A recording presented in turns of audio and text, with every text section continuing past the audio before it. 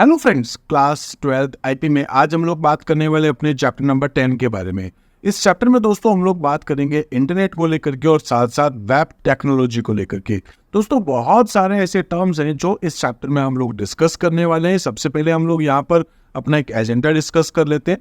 तो दोस्तों मैं आपको यहाँ पर बताने वाला हूँ, एक टर्म है अपने पास इंटरनेट। तो इंटरनेट क्या है, इंटरनेट के साथ साथ अगर हम बात करें तो इंटरनेट की हिस्ट्री के बारे में बात करेंगे, यानी कि ARPANET आपने एक नाम सुन रखा होगा, एडवांस रिसर्च प्रोजेक्ट एजेंसी। साथ साथ में दोस्तों हम लोग बात करेंगे यहाँ पर NSF नेट को लेकर के, यानी कि नेशनल साइंस फाउंडेशन का जो नेटवर्क है, और साथ में हम बात करेंगे इंटरनेट को लेकर के। साथ साथ में उसके एडवांटेज और डिसएडवांटेज क्या होते हैं, इंटरनेट के एडवांटेज और डिसएडवांटेज, ये हमारे दोस्तों एग्जाम में पूछा जाता है। साथ साथ में हम लोग बात करेंगे वर्ल्ड वाइड वेब को लेकर के। अब देखिए दोस्तों, कई बार क्या होता है कि हम लोग इंटरनेट और www को एक ही समझते हैं, जबकि होता क्या है कि www यानी कि वर्ल्ड वाइड वेब जो है वो बेसिकली इंटरनेट की एक सर्विस है। तो इन दोनों में आखिर क्या कुछ डिफरेंस है वो हम लोग डिस्कस करेंगे। इसके साथ साथ दोस्तों हम लोग यहाँ इंटरनेट के कुछ टर्म्स को लेकर के बात करेंगे, जैसे कि एक वर्ड आएगा क्लाइंट, एक वर्ड आएगा हमारे पास सर्वर, एक वर्ड आएगा हमारे पास में वेब पेजेस। ऐसे वेब पोर्टल क्या है, वेब ब्राउजर क्या है, वेब क्लाइंट क्या है, या हमारे पास यूनिफॉर्म रिसोर्स लोकेटर क्या है। ऐसे बहुत सारे टर्म हम लोग यहाँ डिस्कस करने वाले हैं। इसके साथ साथ हम लोग यहाँ पर इंटरनेट पर यूज होने वाले कुछ और टर्म और कॉन्सेप्ट्स को डिस्कस करेंगे। इसके साथ साथ वेब सर्वर को हम लोग थोड़ा डिटेल में डिस्कस करेंगे। इसी तरीके से जो वेब सर्वर्स हैं वो कौन कौन से सर्विसेज प्रोवाइड करते हैं, ये हम लोग देखने वाले हैं। इसी के साथ साथ दोस्तों हम बात करेंगे वेब एड्रेस यानी कि URL डिटेल में। इसके साथ साथ हम बात करेंगे URL के एलिमेंट्स कौन कौन से होते हैं, साथ साथ में URL के टाइप डिस्कस करने वाले हैं। अलग अलग टाइप के प्रोटोकॉल्स है वो हम लोग देखने वाले हैं। इसी टाइप से अलग अलग टाइप के डोमेन्स, जैसे कि हम लोग जानते हैं एक वेबसाइट है तो उसके पीछे जो .com लगता है या .in लगता है, तो ऐसे जोग्राफिकल एरिया वाइज या फिर उसके टाइप, जैसे वो कमर्शियल है या फिर दूसरे टाइप के, तो ये हम लोग डोमेन डिस्कस करेंगे। साथ साथ में हम बात करेंगे वेब ब्राउजर के बारे में, वेब ब्राउजर क्या होता है। इसके साथ साथ वेब ब्राउजर के टाइप वगैरह देखने के बाद हम बात करेंगे प्लगइन और कुकीज को लेकर के। ये दोनों दोस्तों बहुत ज्यादा इंपॉर्टेंट है, इसके क्वेश्चन एग्जाम में बनते हैं। इसी तरीके से फिर हम लोग बात करेंगे कुछ और सर्विसेज, जैसे कि ईमेल को लेकर के। ईमेल क्या होता है, ईमेल का स्ट्रक्चर क्या है, ईमेल के एडवांटेज क्या है, ईमेल की अपने पास में जो डिसएडवांटेज है, लिमिटेशंस क्या होती है। साथ साथ में हम लोग बात करेंगे चैटिंग के बारे में, चैट क्या है, उसके टाइप क्या होते हैं। एक और इम्पॉर्टेंट नाम है दोस्तों वॉइस ओवर इंटरनेट प्रोटोकॉल यानी कि VoIP। ये क्या होता है, इसके एडवांटेज और डिसएडवांटेज, ये सारे टॉपिक हम लोग एक एक करके डिस्कस करने वाले हैं। सबसे पहले हम लोग बात कर लेते हैं दोस्तों यहाँ पर इंटरनेट के बारे में। इंटरनेट होता क्या है तो हम लोग डिस्कस कर चुके थे, यानी कि जो चैप्टर नंबर 9 था उसमें मैंने आपको बताया था कि एक टर्म बताया था मैंने आपसे कहा था, एक होता है लोकल एरिया नेटवर्क। तो लोकल एरिया नेटवर्क क्या होता है दोस्तों, ऐसे बहुत सारे कंप्यूटर होते हैं जो आपस में जुड़े होते हैं। इसी टाइप से हो सकता है एक और लोकल एरिया नेटवर्क हो, ठीक है।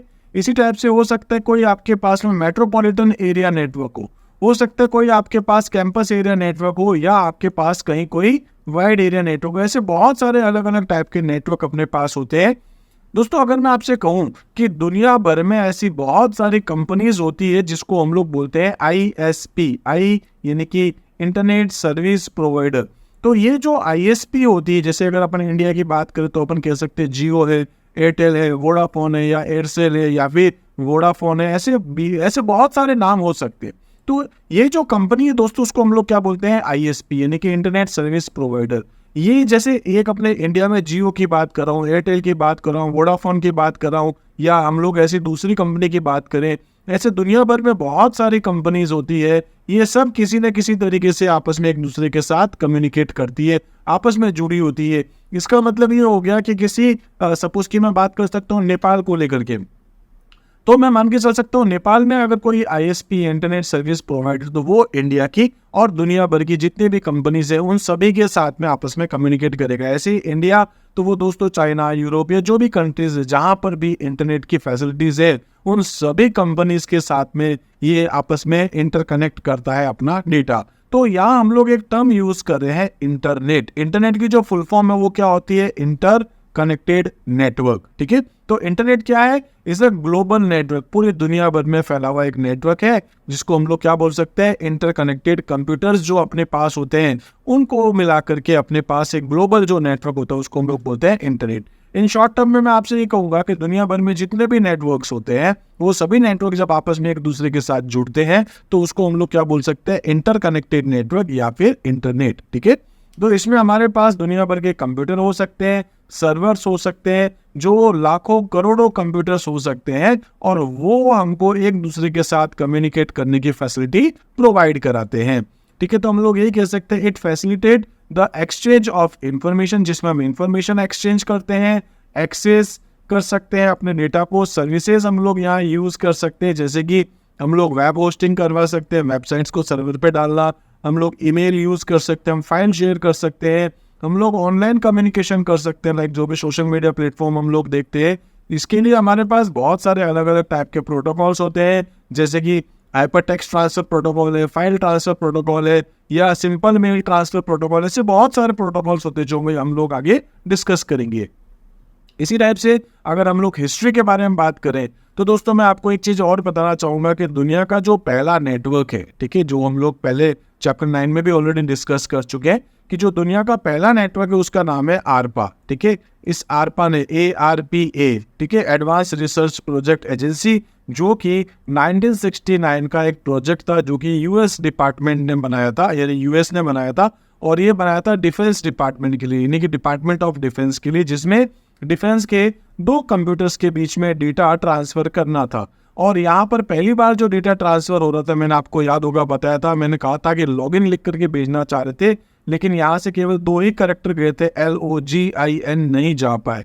तो पहली बार हमने जो कैरेक्टर भेजे थे वो थे LO, कब भेजे थे, 1969 में। और ये जो एक प्रोजेक्ट था उसका नाम था आरपा, यानी कि एडवांस रिसर्च प्रोजेक्ट एजेंसी। ठीक है, यहाँ से पहली बार एक नेटवर्क शुरू हुआ था। तो ये जो नेटवर्क था बेसिकली ये शुरू हुआ था डिफेंस के लिए, और धीरे धीरे इसी के अंदर हम लोग कह सकते हैं कि कुछ यूनिवर्सिटीज जो है यूएस की वो भी आपस में जुड़ना शुरू हो गई। तो यहाँ पर पहली बार जो शुरुआत हुई है वो तो हुई है दोस्तों 1969 में डिफेंस के लिए, और ये आगे धीरे धीरे चलता रहा, जो कि हम लोग कह सकते हैं 1990 में इसको पूरा ही बंद कर दिया गया था आरपानेट को। अब हुआ ये कि दोस्तों आरपानेट धीरे धीरे पॉपुलर होता जा रहा था, और होते होते वहाँ के जो दूसरे और ऑर्गेनाइजेशंस थे या वहाँ पे जो दूसरे डिपार्टमेंट्स थे वो चाहते थे वो भी आपस में एक दूसरे के साथ कम्युनिकेट कर सके, डेटा को शेयर कर सके। तो इसी को ध्यान में रखते हुए यूएस गवर्नमेंट ने एक और नेटवर्क बनाया जिसका नाम रखा था NSF। ये बनाया था 1980 में, और ये चला था लास्ट 1995, फिर इसको बंद कर दिया क्योंकि इंटरनेट बहुत पॉपुलर होना शुरू हो चुका था।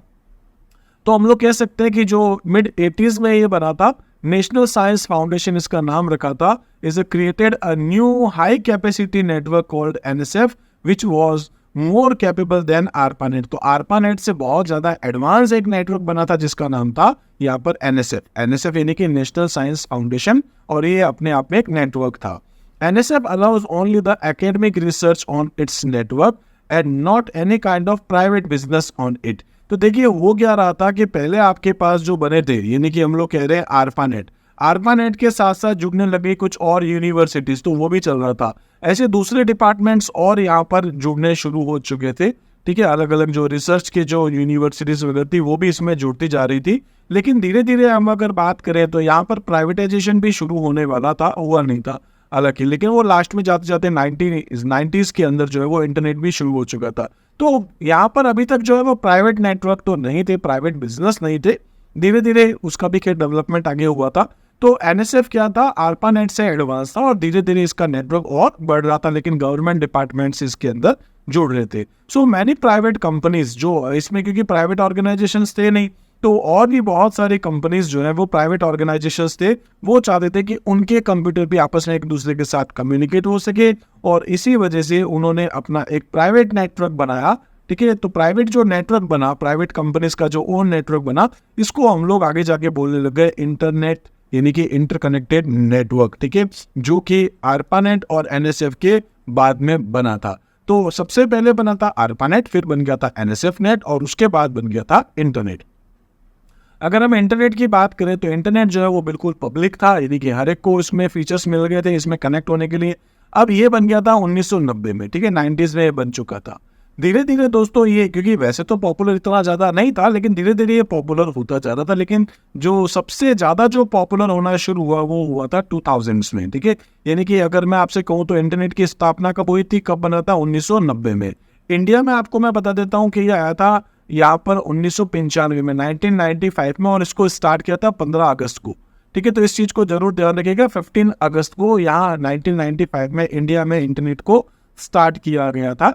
और इसी तरीके से धीरे धीरे इंटरनेट और डेवलप होता गया। तो यहाँ पर 2000 में अगर हम बात करें तो इंटरनेट बहुत पॉपुलर होना शुरू हो गया, क्योंकि पब्लिक में ये आना शुरू हो गया। हम कह सकते हैं इसमें ब्रॉडबैंड कनेक्शन आया, इस वजह से मोबाइल के अंदर हमको इंटरनेट मिलना शुरू हो गया। सोशल मीडिया प्लेटफॉर्म हमारे पास आना शुरू हो गया था धीरे धीरे। तो इस वजह से ये मॉडर्न इंटरनेट जो है वो अभी तक अपना चल रहा है और ये बहुत ज़्यादा पॉपुलर होता जा रहा है। लाखों करोड़ों अरबों लोग इसके साथ जुड़े होते हैं, ठीक है। इसी तरीके से हिस्ट्री के बाद अब हम लोग बात करेंगे यहाँ पर एडवांस कह सकते हैं एडवांटेज और डिसएडवांटेज को लेकर के। तो इंटरनेट की क्या क्या एडवांटेज है, क्या क्या डिसएडवांटेज है, वो हम लोग बात कर लेते हैं। देखिए, एक एडवांटेज तो मैं आपको यहाँ पर ये बताऊंगा कि इसमें अगर आपको कोई भी चीज़ ढूंढनी है तो कितना आसान है। आप गूगल पे जाएं या चैट जीपीटी पे जाएं या मेटा पे जाएं, आप इजीली अपना कंटेंट लिखे, आपको आपका डेटा मिल जाएगा। तो सबसे बड़ी बात तो क्या है कि इसके अंदर ग्रेटर एक्सेस टू इन्फॉर्मेशन है, जिसमें आपको रिड्यूस रिसर्च टाइम, तो जो रिसर्च का टाइम है वो आपका बहुत कम हो जाता है। इसी टाइप से अगर हम बात करें तो यूजफुल कम्युनिकेशन लिंक है, आपके पास कम्युनिकेशन के बहुत सारे ऑप्शंस यहाँ पर अवेलेबल होते हैं, ये एक एडवांटेज है। इसी टाइप से कह सकते हैं ग्लोबल रीच है, आप दुनिया में कहीं पर किसी के साथ में भी कम्युनिकेट कर सकते हैं। Enables one to connect to anyone on the internet, internet के थ्रू आप दुनिया में कहीं पर किसी के साथ भी कम्युनिकेट कर सकते हैं। ऐसी बात करेंगे easy communication with other people, तो आसानी से आप किसी के साथ कम्युनिकेट कर सकते हैं। इसी टाइप से हम बात करेंगे publishing document on the internet save papers, तो अगर आप इन्फॉर्मेशन किसी के साथ शेयर करना चाहते हैं, एक तरीका तो है आप उस पेपर को, उस इन्फॉर्मेशन को पेपर पे प्रिंट करके दे, अदरवाइज आप उसको नेट पे पब्लिश कर सकते हैं, वेबसाइट्स पे। हो सकता है आपकी स्कूल की भी बहुत सारे इन्फॉर्मेशन हो जो आपको सीधे नेट पे मिल जाती है, ऐसी बहुत सारे इन्फॉर्मेशन हम लोग नेट पे देखते हैं। इसी तरीके से कह सकते हैं वैल्यूएबल आपके पास रिसोर्सेज होते हैं, तो कह सकते हैं valuable resource for companies to advertise and conduct business. तो आजकल का आप देखते ही होंगे कि ऑलमोस्ट हर टाइप के बिजनेस हम लोग देखते हैं वो इंटरनेट पर अवेलेबल है, चाहे ऐप के थ्रू है, वेबसाइट्स के थ्रू है, या फिर मोबाइल्स पर आप लोग जो स्टेटस वगैरह देखते हैं, इंस्टाग्राम पर बिजनेस हो रहा है, तो ये कहीं ना कहीं हमारे बिजनेस को भी प्रमोट करता है। ऐसे बहुत सारे एडवांटेज आपके पास हो सकते हैं जो आप अपने मन से भी लिख सकते हैं। इसी टाइप से कुछ डिसएडवांटेज को लेकर के बात करें तो सबसे पहला तो यही है कि यहाँ पर साइबर फ्रॉड होने के चांसेस बहुत ज़्यादा है। इंटरनेट को अगर एक मिसयूज़ देखें, उसका एक डिसएडवांटेज देखें, तो सबसे पहला ये है कि साइबर फ्रॉड हमारे साथ हो सकता है, जैसे कि credit card number, debit card number, हमारी पर्सनल डिटेल को कोई भी यूज़ कर सकता है। इसी टाइप से हम लोग कह सकते हैं यहाँ पर unsuitable and undesirable materials available है। कई बार ऐसा होता है आप सर्च कुछ और करना चाहते हैं, लेकिन रिजल्ट में आपको ऐसा कुछ कंटेंट देखने को मिल जाएगा जो शायद आप सोच भी नहीं सकते।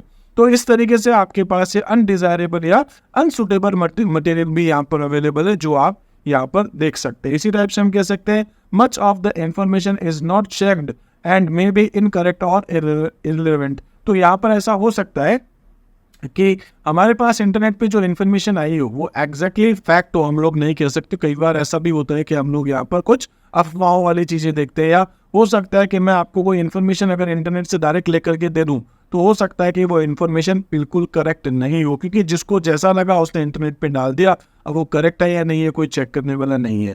ऐसे कह सकते हैं कि हम लोग अपना बहुत सारा टाइम, आजकल तो हम लोग देखते ही इंस्टाग्राम, फेसबुक या और भी कोई आपके पास ऐप वगैरह या गेम्स वगैरह जो भी होते हैं, तो हम लोग अपना बहुत सारा टाइम इंटरनेट पर बर्बाद कर देते हैं।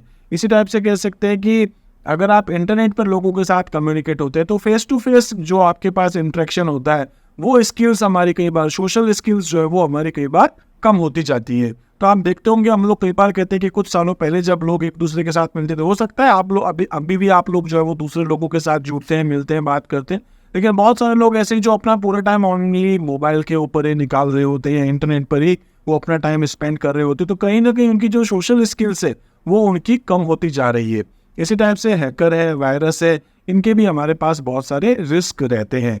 तो अभी तक बस हमने छोटी सी बात करी कि इंटरनेट आखिर क्या होता है, साथ साथ में इंटरनेट जो है उसकी हिस्ट्री, जिसमें मैंने आपको आरपानेट के बारे में बताया, एनएसएफनेट के बारे में बताया और इंटरनेट के बारे में बताया है, और साथ में एडवांटेज और डिसएडवांटेज हम लोग अभी डिस्कस कर चुके हैं।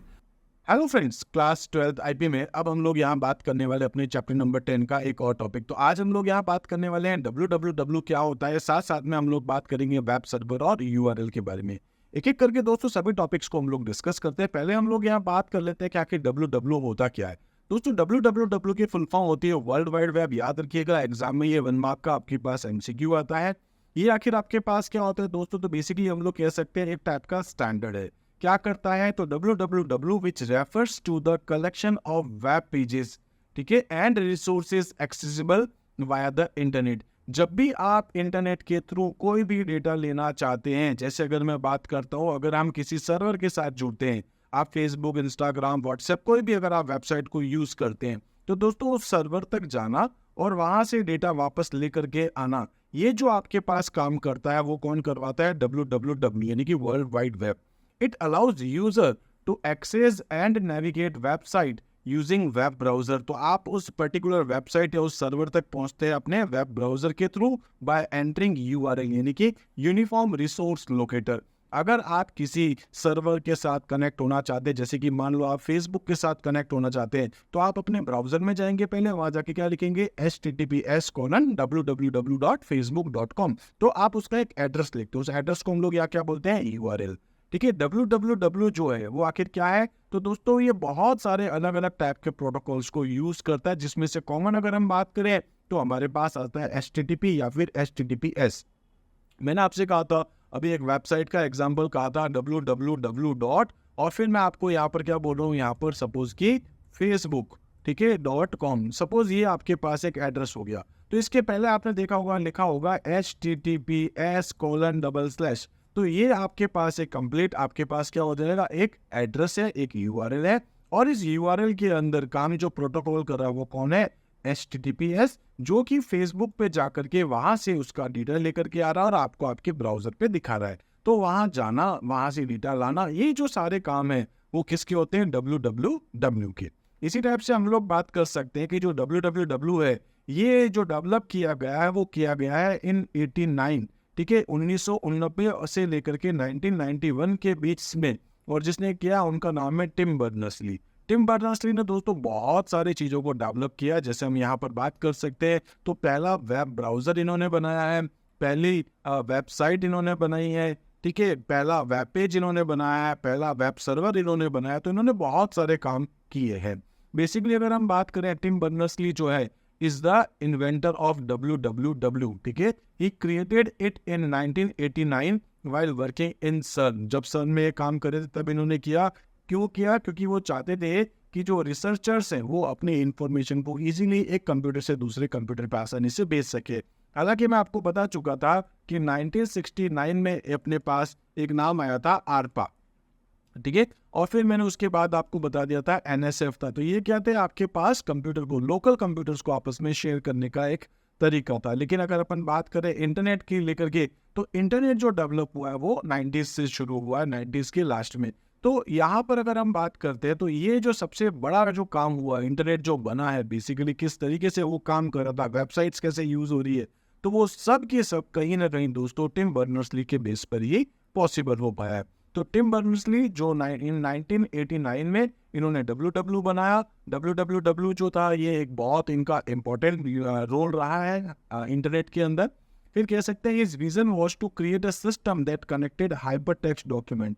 तो ये चाहते थे कि एक हाइपर टेक्स्ट डॉक्यूमेंट बने, मतलब किसी टेक्स्ट पे क्लिक करके आपको दूसरा पेज ओपन कर सके, ठीक है। तो इसको हम लोग क्या बोलते हैं, hyper text document via the internet. तो इंटरनेट पर आप देखते हैं, जैसे गूगल पे जाते हैं, आपने कोई सर्च किया, सपोज कि आपने कोई भी कंटेंट डाला और आपने जैसे उस पर क्लिक किया, खूब सारी वेबसाइट्स के लिंक आ जाएंगे, किसी टेक्स्ट पर क्लिक करते हो वेबसाइट खुल जाती है, ठीक है। तो ये आपके पास किसकी वजह से हो पाता है, क्योंकि उसमें क्या होता है, आपके पास एक हाइपर लिंक का फीचर होता है। इसके बाद बात करेंगे हम लोग के बर्नर्स-ली जो है उन्होंने डेवलप किया है फर्स्ट वेब ब्राउजर, ठीक है। इसी साथ में हम लोग कह सकते हैं वेब सर्वर। एक होता है नॉर्मल सर्वर, एक होता है वेब सर्वर, जिसमें वेबसाइट्स रखी जाती। तो इससे पहले वेबसाइट थी नहीं, जब वेबसाइट थी नहीं तो फिर वेब सर्वर भी नहीं होगा। तो पहला वेब सर्वर इन्होंने बनाया, साथ में इन्होंने पहला वेब पेज भी बनाया, क्योंकि इन्होंने ही आगे जाते हुए HTML को भी डेवलप किया है। तो वेब पेज भी इन्हीं का बना हुआ है, और साथ में जो वेब पेज है जिसका कलेक्शन हम लोग बोलते हैं वेबसाइट, तो पहली वेबसाइट भी इन्होंने बनाई। तो जो फर्स्ट वेबसाइट है और उस वेबसाइट का, क्योंकि website is a collection of web pages, और वेब पेजेस बनाए तो पक्का वो वेब सर्वर पे रखा होगा, और उस वेब पेजेस को देखने के लिए वेब ब्राउजर की जरूरत है। तो ये जो पूरा काम हुआ है वो हुआ है दोस्तों अगस्त 6 1991। हालांकि आपको डेट वेट याद रखने की जरूरत नहीं है, बट आपको ये पता होना जरूरी है, ठीक है। इसी टाइप से हम लोग बात कर सकते हैं कि जो Berners-Lee also contribute to the development of, कह सकते हैं कि यहाँ पर फाउंडेशनल वेब टेक्नोलॉजीज जैसे HTML। तो HTML जो है वो टिम बर्नर्स-ली ने डेवलप किया है। HTTP यानी कि हाइपरटेक्स्ट ट्रांसफर प्रोटोकॉल, जिसके थ्रू हम लोग वेबसाइट्स को एक्सेस करते हैं, ये इन्होंने डेवलप किया है। साथ में URL यानी कि यूनिफॉर्म रिसोर्स लोकेटर, इसका जो कॉन्सेप्ट है वो भी URL का कॉन्सेप्ट, ये भी टिम बर्नर्स-ली ने बनाया है। साथ साथ में कह सकते हैं Tim Berners-Lee continue to advocate for an open and accessible web, and he founded the WWW consortium यानी कि W3C को डेवलप भी इन्होंने किया है, जो बेसिकली अपने आप में स्टैंडर्ड है, which set international standard for web development. तो दोस्तों बहुत सारा काम इन्होंने कह सकते हैं टिम बर्नर्स-ली ने किया है। तो WWW के आपको समझ में आ गया होगा। अब हम लोग बात करेंगे कि WWW और इंटरनेट के बीच में क्या डिफरेंस है। देखिए जनरली जब मैं आपसे कहूँगा कि इंटरनेट, तो आपके दिमाग में क्या आ जाएगा, एक वेब ब्राउजर आएगा। अगर मैं कहता हूँ आप इंटरनेट को एक्सेस करें, तो आप क्या बोलेंगे कि आप एक सबसे पहले सपोज गूगल क्रोम या ऐसा कोई भी एक ब्राउजर ओपन करेंगे और उसमें जाकर आप कोई वेबसाइट चलाएंगे। तो जनरली हम लोग क्या मानते हैं कि वेब, हम लोग कह सकते हैं कि इंटरनेट जो है वो जनरली वेबसाइट है। तो वेबसाइट को एक्सेस करने के लिए www लिखना पड़ेगा। तो हमारे माइंड में कहीं ना कहीं चलता है कि www और इंटरनेट एक ही है, जबकि वो दोनों अलग अलग है। कह सकता हूँ कि www जो स्टैंडर्ड है बेसिकली वो एक टाइप की सर्विस है इंटरनेट की। इंटरनेट में बहुत सारी अलग अलग टाइप की सर्विसेज हमको मिलती है, उसमें से वेब सर्विस अपने पास होती है जो कि www के थ्रू हम लोग एक्सेस करते हैं। तो शॉर्ट में बता देता हूँ, इंटरनेट क्या है, द नेटवर्क ऑफ कंप्यूटर्स, जिसमें हजारों लाखों करोड़ों कंप्यूटर्स जुड़े होते हैं। और www क्या है, the collection of websites and web services accessible on the internet. तो इंटरनेट के थ्रू आप जो सर्विसेज ले रहे हैं, ठीक है, तो वो आपके पास क्या है, www, और इंटरनेट अपने आप में क्या है, कलेक्शन ऑफ कंप्यूटर्स, जिसमें हजारों लाखों करोड़ों कंप्यूटर आपस में जुड़ते हैं। इसी तरीके से अगर हम वापस बात करें, the internet is a global network of interconnected computers that communicate using standardized protocols to share information and resources. तो आप इंफॉर्मेशन और रिसोर्सेज को शेयर करने के लिए इंटरनेट यूज करते हैं, जिसमें हमारे पास अलग अलग टाइप के बहुत सारे प्रोटोकॉल्स काम करते हैं। It is the infrastructure that enables various services, जैसे आप उसमें ईमेल यूज कर सकते हैं, फाइल शेयरिंग कर सकते हैं, वेब कर सकते हैं, और वेब को ही एक्सेस करने के लिए हमारे पास जो है एक और नाम वो है www यानी कि वर्ल्ड वाइड वेब। ये क्या is one of the services, ये क्या अपने आप में एक टाइप की सर्विसेज है, ये जरूर याद रखिएगा, available on the internet. It consist of web pages and content that are access through web browser. तो वेब ब्राउजर के थ्रू आप इसको एक्सेस करते हैं। दोस्तों यहाँ मैं आपको कहना चाहूंगा कि ये जो क्वेश्चन है वो आप IMP नहीं, VVIMP भी कह सकते हो, वेरी वेरी इंपॉर्टेंट। ये क्वेश्चन बहुत बार एग्जाम में आता है, ठीक है। तो ये हम लोग बात कर चुके थे कि इंटरनेट और www में क्या डिफरेंस है। नेक्स्ट हम लोग जो डिस्कस करेंगे दोस्तों www के बाद में, वो अपने पास है वेब सर्वर। वेब सर्वर क्या होता है, बेसिकली हमारे पास एक टाइप का कंप्यूटर कह सकते हैं होता है, जो 24/7 चलता है, और जहां पर हम लोग हमारे वेब पेज को रखते हैं, जहां हम हमारी वेबसाइट को स्टोर करते हैं, वो कंप्यूटर क्या कहलाएगा, वेब सर्वर, जो 24 घंटे चल रहा है और कोई भी अपने उस मतलब इंटरनेट के थ्रू उस पर्टिकुलर वेब सर्वर को एक्सेस कर सकता है। तो वेब सर्वर क्या है, web server is a computer system और software that store, process and deliver web pages, जहां पर आप अपनी वेबसाइट रख सकते हैं, अपने वेब पेजेस रख सकते हैं, और लोग वहां से उसको एक्सेस कर सकते हैं। तो अपने आप में एक टाइप का स्टोरेज हो गया, जहां पर हमारी वेबसाइट प्रोसेस होती है, डिलीवर होती है हमारे web pages to user over the internet. When someone requests a web page by entering a URL into their browser, the web server responds by sending the requested web pages, ठीक है, to the user's device। तो मैं अगर suppose कि Amazon की website चलाना चाहता हूँ, तो ब्राउजर में जाके लिखूंगा Amazon का एड्रेस या URL, तो मैं Amazon की वेबसाइट को एक्सेस करूंगा। अब उस टाइम पे क्या होगा कि इंटरनेट के थ्रू दुनिया में जहां कहीं पर भी Amazon का एक सर्वर होगा, जहां उनकी वेबसाइट रखी गई होगी, उस सर्वर के साथ मैं कनेक्ट होऊंगा। तो उस सर्वर के साथ कनेक्ट होने के लिए मैं क्या करता हूँ, अपने ब्राउजर के अंदर एक यूआरएल यानी कि उसका जो एड्रेस है वो मैं टाइप करता हूँ, पर्टिकुलर सर्वर पे जाएगा और वहां से डेटा ला करके दिखाएगा। तो वो पर्टिकुलर सर्वर जहां पर वो वेबसाइट रखी हुई है या मेरा डेटा, चाहे फेसबुक का, इंस्टाग्राम का, या फिर कोई भी आप वेबसाइट ले सकते हैं जिसका डेटा जहां जाकर के स्टोर होता है, उसको हम लोग क्या बोलते हैं, वेब सर्वर। ठीक है, तो ये मैं आपको भी बता चुका था। इसी तरीके से हम लोग कह सकते हैं समरी, अब वेब सर्वर क्या, host website and web application, जहां पर हम लोग हमारी वेबसाइट एंड वेब के एप्लीकेशंस को रखते हैं। आप समझ सकते हैं जैसे कि फेसबुक आपके मोबाइल में ऐप है, तो फेसबुक में जब आप अपनी फोटो अपलोड करते हैं तो वो फोटो कहाँ जाकर के सेव हो रही है, जिस जगह पर जहाँ ऐप एक्चुअल में रखा गया है, जहां से आप उस ऐप को या उसकी सर्विसेज को यूज करें या वेबसाइट को यूज कर रहे हैं। ठीक है, इसी टाइप से handle request from web browser, दुनिया में जो लोग भी फिर सपोज कि फेसबुक का ही एग्जांपल ले रहा हूँ, फेसबुक या इंस्टाग्राम चला रहे हैं तो वो लोग रिक्वेस्ट भेजते हैं अपने ब्राउजर के थ्रू, तो उस पर्टिकुलर रिक्वेस्ट को एक्सेप्ट करना है या डिनाई करना है वो ये सर्वर करता है। जैसे कि सपोज कि मैं आपका इंस्टाग्राम पे आपकी प्रोफाइल देखना चाहता हूँ और आपने प्राइवेट कर रखी तो मैं नहीं देख पाऊंगा, तो मैं रिक्वेस्ट कर रहा हूँ, वो रिक्वेस्ट पूरी करनी है या नहीं करनी है वो भी वेब सर्वर डिसाइड करता है।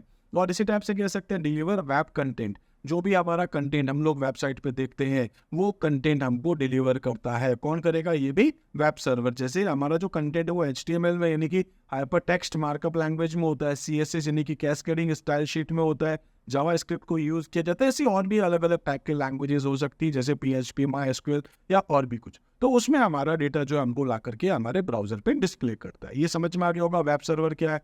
अब दोस्तों हम बात करते हैं, जैसे वेब सर्वर होता है ऐसे बहुत सारे अलग अलग टाइप के सर्वर भी होते हैं। एक एग्जाम में क्वेश्चन आता है सर्वर यानी कि जो आपका नॉर्मल सर्वर है और एक वेब सर्वर, उनमें क्या डिफरेंस है। अब देखिए, एक तो हो गया आपके पास सर्वर। सर्वर क्या हो सकता है, हो सकता है कि मैं अपने कंप्यूटर में, ठीक है, सपोज कि मैं बात करता हूँ मेरी स्कूल के अंदर दोस्तों मैंने अपने स्टूडेंट्स को ऐसे बहुत सारे कंप्यूटर दे रखे हैं, सपोज 15, 20, 40 कंप्यूटर जो भी है। ठीक है, मैं ये चाहता हूँ कि वो जो भी लोग काम कर रहे हैं उनका डेटा मेरे कंप्यूटर पर आके सेव हो, या वो पर्सन पर्टिकुलर अपने कंप्यूटर से कौन सी वेबसाइट्स यूज कर सकते हैं परमिशन मैं दूं। तो ये मैं क्या करूंगा कि इन सभी कंप्यूटर को इस मेन कंप्यूटर के साथ जोड़ दूंगा। इस कंडीशन में मेरा जो कंप्यूटर है, ठीक है, इसको हम लोग क्या बोल देंगे, सर्वर। तो एज्यूम कर रहा हूँ ये सारे के सारे कंप्यूटर इससे जुड़ गए, तो ये क्या हो जाएगा, हमारा सर्वर है, और ये सारे कंप्यूटर हमारे क्या कहलाएंगे, यहाँ पर क्लाइंट कहलाएंगे। ठीक है, तो सारे क्लाइंट जो रिक्वेस्ट है वो किससे करेंगे, सर्वर कंप्यूटर से। तो ये तो हो गया आपका नॉर्मल सर्वर। और एक आता है आपके पास वेब सर्वर। वेब सर्वर क्या होता है, आपके पास वो पर्टिकुलर कंप्यूटर हो सकता है जो इंटरनेट के थ्रू हम यूज करते हैं, जहां पर हम हमारी वेबसाइट रखते हैं। तो वेबसाइट क्या होती है, website is a collection of web pages. ठीक है, ये जरूर ध्यान रखिएगा, एक क्वेश्चन है, वेबसाइट क्या होती है, website is a collection of web pages, जिसमें बहुत सारे पेजेस अपने पास होते हैं जो एक दूसरे के साथ लिंक्ड होते हैं यूजिंग हाइपरलिंक। अब हम लोग बात करें यहाँ पर कि अलग अलग टाइप के सर्वर होते हैं। हो सकता है दोस्तों कोई सर्वर हो वेब सर्वर। वेब सर्वर पे क्या होगा, हमारी वेबसाइट या हमारे ऐप रखे जाएंगे, तो कह सकते हैं host website and server web pages, serves web pages. तो ऐसा कंप्यूटर होगा जहां पर हम लोग क्या जाके स्टोर करेंगे, हमारी वेबसाइट या हमारे वेब पेजेस। दूसरा आता है डेटाबेस सर्वर। ये क्या करता है, हमारे डेटाबेस को मैनेज करता है। तो manage and store database providing access to data. जैसे कि मैं बात कर रहा हूँ कि हम लोग सपोज कि अमेजोन से क्या शॉपिंग कर रहे हैं, फेसबुक पे क्या डेटा डाल रहे हैं, आपकी स्कूल की फीस जमा हुई है ये नहीं, ये सब अगर आप वेबसाइट या ऐप के थ्रू चेक करते हैं तो वो आपका कंप्लीट डेटा जो शायद एक्सेल जैसी शीट के अंदर आपका डेटा पड़ा होगा, और वो डेटा कहाँ पड़ा है, हमारे सर्वर पे। तो अगर आप इस सपोज की टेबल या डेटाबेस के साथ कनेक्ट करना चाहते हैं तो वो पर्टिकुलर आपका जो सर्वर है जहाँ पर आपका डेटाबेस रखा है उसको हम क्या बोलेंगे, यहाँ पर डेटाबेस सर्वर, जिसके थ्रू जिसको हम लोग एक्सेस कर सकते हैं। फिर आता है फाइल सर्वर। फाइल सर्वर क्या होता है, हमारे नेटवर्क पे जहां हम लोग अपनी कुछ फाइल्स को स्टोर करते हैं। अब ये इंटरनेट के थ्रू भी हो सकता है, लोकल सर्वर भी हो सकता है। जैसे मैं भी आपको एग्जांपल बता रहा था कि मेरे स्कूल के अंदर सपोज कि मैंने एक सर्वर बना रखा है और इसके अंदर मैंने कुछ अपने सपोज सॉफ्टवेयर डाल रखे हैं, और मैं इस सर्वर के साथ जो भी मेरे कंप्यूटर स्कूल के उसके साथ कनेक्ट होकर के उस सॉफ्टवेयर को एक्सेस कर सकते हैं। ठीक है, इस तरीके से। इसी टाइप से आता है मेल सर्वर। मेल सर्वर क्या करता है, जनरली ईमेल्स को मैनेज करता है, ईमेल भेजना लेने का काम करेगा। एप्लीकेशन सर्वर क्या होते हैं, होस्ट एंड रन एप्लीकेशन, ठीक है, ऑफर द एंटरप्राइज एनवायरनमेंट। जैसे मैं आपसे अभी कह भी रहा था, जैसे मैंने एक एग्जांपल दिया, सपोज कि दोस्तों मेरे स्कूल में हम लोग कह सकते हैं कि कोई मेरे पास एक स्मार्ट क्लास का एक सॉफ्टवेयर है, तो मैं चाहता हूं कि हर क्लास के अंदर एक स्मार्ट क्लास का जो कंटेंट है वो डिलीवर हो। सपोज 6th क्लास में, 7th क्लास में, 8th क्लास में, 9th 10th 11th 12th जो भी कंटेंट है मेरा ऑनलाइन कंटेंट, या मैंने इसमें डाल रखा है, सपोज कि लोकल सर्वर पे भी डाल रखा है, तो हम लोग 6th क्लास का डेटा भी यहीं से उठा रहे, 7th का भी उठा रहे, 8th का भी उठा रहे, तो जो भी डेटा है वो सब मेरा कहाँ पड़ा है, इस मेन सर्वर पे, वहां से वो डेटा मुझे उठाना है। तो उसके लिए मैं अपने सर्वर पे उस एप्लीकेशन को ऑन कर दूंगा और सब उसको एक्सेस कर सकते हैं। एक होता है दोस्तों प्रॉक्सी सर्वर। प्रॉक्सी सर्वर क्या होता है जनरली, जैसे कि मैं बात करता हूँ कि मैं फेसबुक चला रहा हूँ, तो फेसबुक के टाइम पर मैं किसके साथ जुड़ूंगा, फेसबुक के सर्वर के साथ, तो ये उसका हो गया सर्वर। अब देखिए कभी भी अगर आप कोई भी HTTPS को यूज करते हैं, ठीक है, आपने एक नाम सुना होगा HTTPS, hypertext transfer protocol secure, तो जब कभी भी आप उस सर्वर के साथ जाकर के जुड़ते हैं, तो मैं आपको बताना चाहता हूँ कि एक्चुअल में वो सर्वर के साथ नहीं जुड़ते, बीच में हमारा एक और सर्वर होता है, और इस सर्वर को हम लोग क्या बोलते हैं यहाँ पर, प्रॉक्सी सर्वर। तो act as an intermediary between user and the internet. तो वो इंटरनेट का जो सर्वर है और यूजर है, उन दोनों के बीच में एक और होता है आपके पास सर्वर, जिसको प्रॉक्सी सर्वर कहते हैं। और हम जो रिक्वेस्ट भेजते हैं, हम डायरेक्ट फेसबुक, इंस्टाग्राम, वेबसाइट का जो भी आपके पास में सपोज वेबसाइट्स हैं, तो हम डायरेक्ट उसके सर्वर से नहीं जुड़ते, हम रिक्वेस्ट करते हैं प्रॉक्सी को, प्रॉक्सी वो डेटा ले जाके देता है सर्वर को, सर्वर वहां से रेस्पॉन्ड करता है और वो हमारा रिजल्ट आता है प्रॉक्सी सर्वर के पास, और प्रॉक्सी सर्वर वो डेटा हमको वापस रिटर्न करता है। तो प्रॉक्सी सर्वर एक बहुत अच्छा नाम है, आप जरूर याद रखिएगा। एक नाम आता है दोस्तों DNS। DNS का मतलब होता है domain name system, translate domain name into IP address. जैसे मैं आपको भी कह रहा था, फेसबुक या amazon.in कोई भी आप अगर एक एड्रेस लिखते हैं सपोज की, तो आप जाके क्या लिखेंगे, www. सपोज की facebook, ठीक है, .com। तो इससे क्या होता है कि हम तो ये लिख रहे हैं, लेकिन एक्चुअल में उनका एक नंबर होगा, सपोज की ऐसे लिखा होगा 128.127.31.15157 सपोज। तो इस टाइप से इस एड्रेस को इस एड्रेस में बदलने का काम कौन करता है, डोमेन नेम सिस्टम DNS क्या करता है, translate domain name into IP address, ये IP एड्रेस में बदलने का काम करता है। ऐसे बहुत सारे और भी सर्वर आपके पास हो सकते हैं, ठीक है, जैसे गेमिंग के लिए सर्वर होता है, ऐसे बहुत सारे सर्वर आपके पास हो सकते हैं। कुछ कॉमन सर्वर थे जो मैं आपको यहाँ बता रहा था। इसी टाइप से दोस्तों हम बात करेंगे यहाँ पर सर्वर और वेब सर्वर के बीच में क्या डिफरेंस है। अभी मैंने आपको कहा था कि server is a general computer system और सॉफ्टवेयर दैट प्रोवाइड रिसोर्सेज और services like file storage, database और एप्लीकेशन। तो मैं कह रहा था मेरी स्कूल के अंदर मैंने अपने कंप्यूटर को सपोज एक सर्वर बना दिया, और ऐसे ही दूसरे कंप्यूटर इस सर्वर के साथ जुड़ जाते हैं, ठीक है। तो कह सकते हैं अदर कंप्यूटर्स यानी क्लाइंट को हम लोग जोड़ सकते हैं थ्रू इंटरनेट भी और थ्रू लोकल एरिया नेटवर्क भी।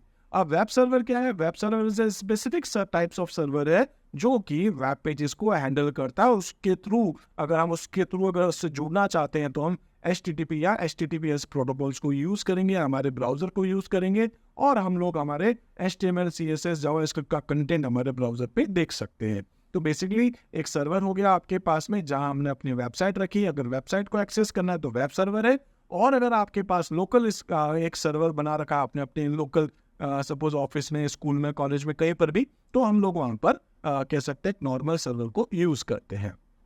In short provides various services like हम लोग file services, application services, database services, जबकि वेब सर्वर क्या करेगा, वो हमारे वेब कंटेंट को डिलीवर करता है हमारे ब्राउजर पे थ्रू इंटरनेट, ठीक है।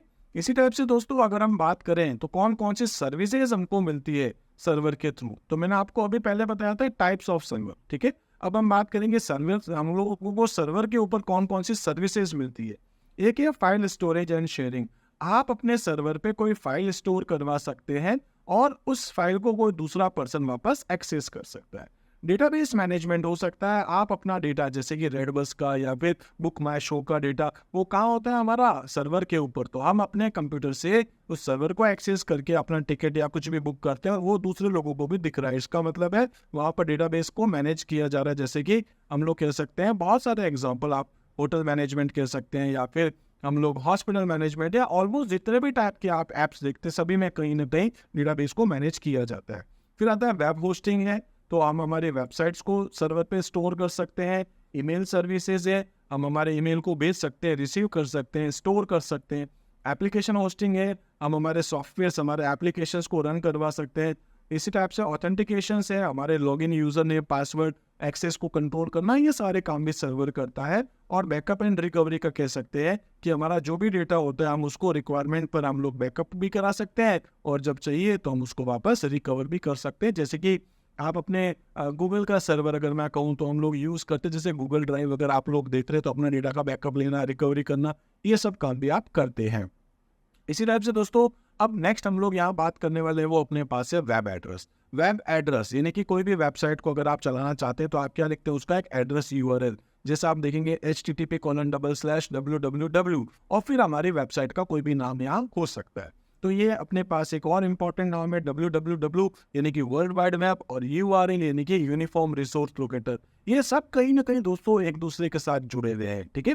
तो हम बात करेंगे वेब एड्रेस क्या होता है। जनरली आप इसको यूआरएल भी कहते हैं, यूआरएल की फुल फॉर्म याद रखिएगा, यूनिफॉर्म रिसोर्स लोकेटर। ये बेसिकली क्या होता है, हमारी एक वेबसाइट का एक स्पेसिफिक एड्रेस होता है, ठीक है, to access resources on the world wide web, जो आप www के थ्रू आप उनको एक्सेस कर सकते हो। It points to the location. www क्या होती है, हमारी वेबसाइट की लोकेशन, कौन सी जगह, कौन से सर्वर पर हमारा डेटा पड़ा है, उसको एक्सेस करने के लिए हम उसका एक एड्रेस लिखते हैं, जिसको हम लोग बोल सकते हैं यहाँ पर कि URL, ठीक है। URL टिपिकली कंसिस्ट ऑफ, उसमें 3 चीजें होती है, प्रोटोकॉल, डोमेन नेम और पाथ। जैसे आप कोई वेबसाइट के साथ जुड़ना चाह रहे हो या कोई भी एग्जांपल आप ले सकते हो, जैसे फेसबुक, अमेजोन, आपकी स्कूल का या और भी कोई, ठीक है। तो सबसे पहले हम लोग यहाँ पर बात करते हैं HTTP या HTTPS। ये क्या होता है, हमारे पास होता है protocol, the method use to access the resources. आप उस वेबसाइट को एक्सेस करोगे तो उसके लिए प्रोटोकॉल क्या काम कर रहा है।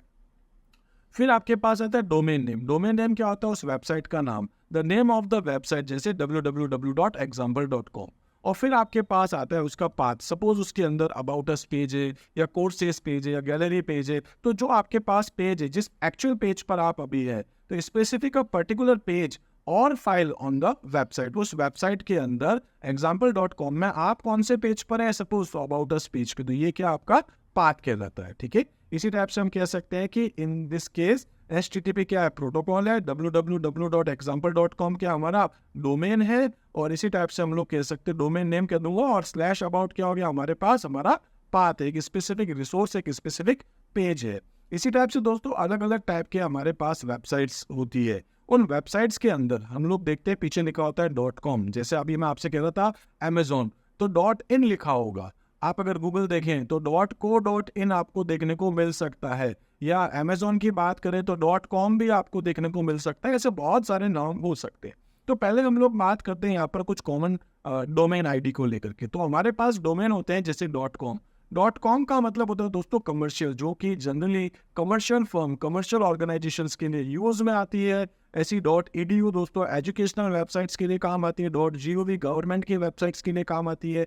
जनरली ये यूएस गवर्नमेंट के लिए, लेकिन अगर अपन इंडियन गवर्नमेंट की बात करें तो पीछे लिखा होता है .gov.in, आपने देखा होगा, ठीक है। इसी टाइप से अगर हम बात करें .mil मिलिट्री के लिए यूज होती है। .net जो अपने पास में ISP यानी कि नेटवर्किंग के लिए, नेटवर्क रिसोर्सेज के लिए यूज की जाती है। .org अब लोग यूज करते हैं नॉन प्रॉफिट ऑर्गेनाइजेशंस के लिए, जो कि प्रॉफिट ऑर्गेनाइज या प्रॉफिट नहीं लेती है, ठीक है। .co काम करता है दोस्तों कंपनी के लिए, तो यहाँ आपके पास है लिस्टेड कंपनीज जो अपने पास है। जैसे अगर मैं बात कर रहा था कि एक वेबसाइट है आपके पास google.co.in, आपने देखा होगा गूगल की वेबसाइट का एड्रेस क्या है, .co.in है, .com भी है, ठीक है। अलग अलग जोग्राफिकल एरिया वाइज उनके अलग अलग आपके पास यहाँ पर एड्रेस हो सकते हैं URL के। .tv टेलीविजन के लिए काम करता है दोस्तों। .int जो इंटरनेशनल ऑर्गेनाइजेशन है उनके लिए काम करता है। .biz जो है वो बिजनेस यूजर्स के लिए काम करता है। .info या कह सकते हैं इंफॉर्मेशनल वेबसाइट्स के लिए काम करता है। तो ऐसे बहुत सारे आपके पास कुछ और भी डोमेन आईडीज हो सकते हैं। और इसी तरीके से हम लोग यहाँ पर कुछ कंट्री के एब्रीविएशंस को लेकर के बात करें तो .au ऑस्ट्रेलिया की है, .ca कनाडा की है, .uk डेनमार्क की है, .fr फ्रांस की है, .in इंडिया की है, JP जापान की है, .nz न्यूजीलैंड की है, .uk यानी कि यूनाइटेड किंगडम की है, और ऐसी .us हमारे पास यूनाइटेड स्टेट्स की है। तो ऐसे बहुत सारे आपके पास में कंट्री एब्रीविएशंस भी हो सकते हैं URL में। जैसे मैं कह रहा था कि इंडिया की सपोज कोई भी ले लो, आप आधार कार्ड की ले लो, तो उसमें भी आप देखेंगे .gov.in आपको देखने को मिलेगा। तो .in मतलब इंडिया हो गया है। इसी टाइप से दोस्तों URL के कुछ टाइप भी होते हैं। हम लोग बात कर सकते हैं कि एक होता है एब्सोल्यूट यानी कि कंप्लीट पाथ, और एक होता है रिलेटिव पाथ। कंप्लीट पाथ का मतलब होता है www.example.com/ कोई पर्टिकुलर फोल्डर, उसके अंदर आपका कोई पर्टिकुलर पेज है। तो इसमें आप क्या करते हैं, कंप्लीट अपना एड्रेस बताते हैं, जबकि रिलेटिव यूआरएल में क्या होता है कि आप पूरी वेबसाइट का नाम या पाथ नहीं बताते हैं, आप तो बस ये बताते हैं उस वेबसाइट के अंदर कौन सा पेज है आपका। तो इसमें आप फोल्डर के साथ पेज का नाम बता देते हैं, ठीक है। तो relative to the domain you too, या कह सकते हैं यू आर करेंटली ऑन, जिस किसी भी वेबसाइट पर आप हो उसमें कंप्लीट आपको पाथ नहीं बताना, केवल आप कौन से पेज पर कौन से पाथ पे हो बस आपको वो बताना होता है। तो एब्सोल्यूट यूआरएल क्या हो गया, कह सकते हैं URL provides the complete web address to access the resources including the protocol, जैसे HTTP है, HTTPS से फिर डोमेन नेम है, फिर फुल पाथ आपके पास है। It gives the full location of the resources on the web no matter where the user कह सकते हैं इज ब्राउजिंग फ्रॉम, ठीक है। तो आप कहाँ से ब्राउज कर रहे हैं वो कंप्लीट आपको पूरा एड्रेस बताएगा।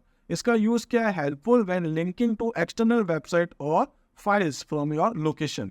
तो अगर मैं कहता हूं कि मैं अपनी वेबसाइट से अपना एक पर्टिकुलर इंस्टाग्राम का लिंक है, ठीक है, उसके ऊपर जैसे क्लिक करूं इंस्टाग्राम के इमेज के ऊपर और मैं सीधा इंस्टाग्राम वाले पेज पे चला जाऊं, तो यहाँ पर जो मैं हाइपरलिंक लगाऊंगा उसमें मुझे पूरा का पूरा पेज का एड्रेस लिखना पड़ेगा, जो भी है इंस्टाग्राम का, फेसबुक का, यूट्यूब का, जो भी। लेकिन अगर दोस्तों मैं पर्टिकुलर उसी पेज पे हूँ तो फिर मैं वहां जाकर के अपना रिलेटिव यूआरएल या रिलेटिव पाथ भी बता सकता हूँ। तो रिलेटिव क्या हो गया, URL provides a path relative to the current domain or page location, omitting the protocols and domain name। तो आपको प्रोटोकॉल बताने की जरूरत नहीं है, डोमेन नेम बताने की जरूरत नहीं है, उसी वेबसाइट के अंदर आप किस पेज पे जाना चाहते हैं बस आप ये बता दीजिए, ठीक है। तो इसका यूज क्या है, useful for linking pages on resources with in the same website. उसी वेबसाइट पे अगर आपको काम करना है तो आप सीधा सीधा यहाँ पर रिलेटिव यूआरएल बता सकते हो, और अगर आपको एक्सटर्नल लिंक पे जाना है तो फिर आपको एब्सोल्यूट यूआरएल बताना पड़ता है। आई होप दोस्तों सारी चीजें आपको क्लियर हो चुकी होगी। Hello friends, class 12th IP में आज हम लोग बात करने वाले चैप्टर नंबर 10 का एक और टॉपिक। तो मैं आज आपको बता रहा हूँ दोस्तों यहाँ पर प्रोटोकॉल्स के बारे में। प्रोटोकॉल के साथ साथ हम लोग यहाँ डिस्कस करेंगे एक और टॉपिक जिसका नाम है वेब ब्राउजर। तो दोनों ही टॉपिक दोस्तों बहुत ज्यादा इंपॉर्टेंट होते हैं। सबसे पहले हम लोग यहाँ बात कर लेते हैं प्रोटोकॉल। प्रोटोकॉल आखिर होते क्या है, तो दोस्तों protocol is the set of rules and convention that govern the communication between the device over the network. इसका मतलब ये हो गया कि जब हम लोग, यानी कि मैं बात करता हूँ एक सेंडर है और दूसरा अगर हम बात करें एक और कंप्यूटर जो रिसीवर है, तो सेंडर क्या करता है दोस्तों, यहाँ से डेटा भेजता है, रिसीवर के पास वो डेटा आता है।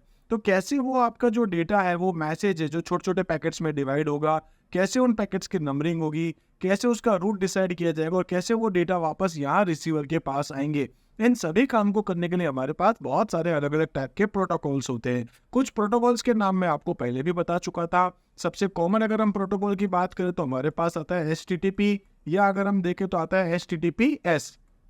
इसी टाइप से दोस्तों अपने पास आता है FTP, यानी कि फाइल ट्रांसफर प्रोटोकॉल है।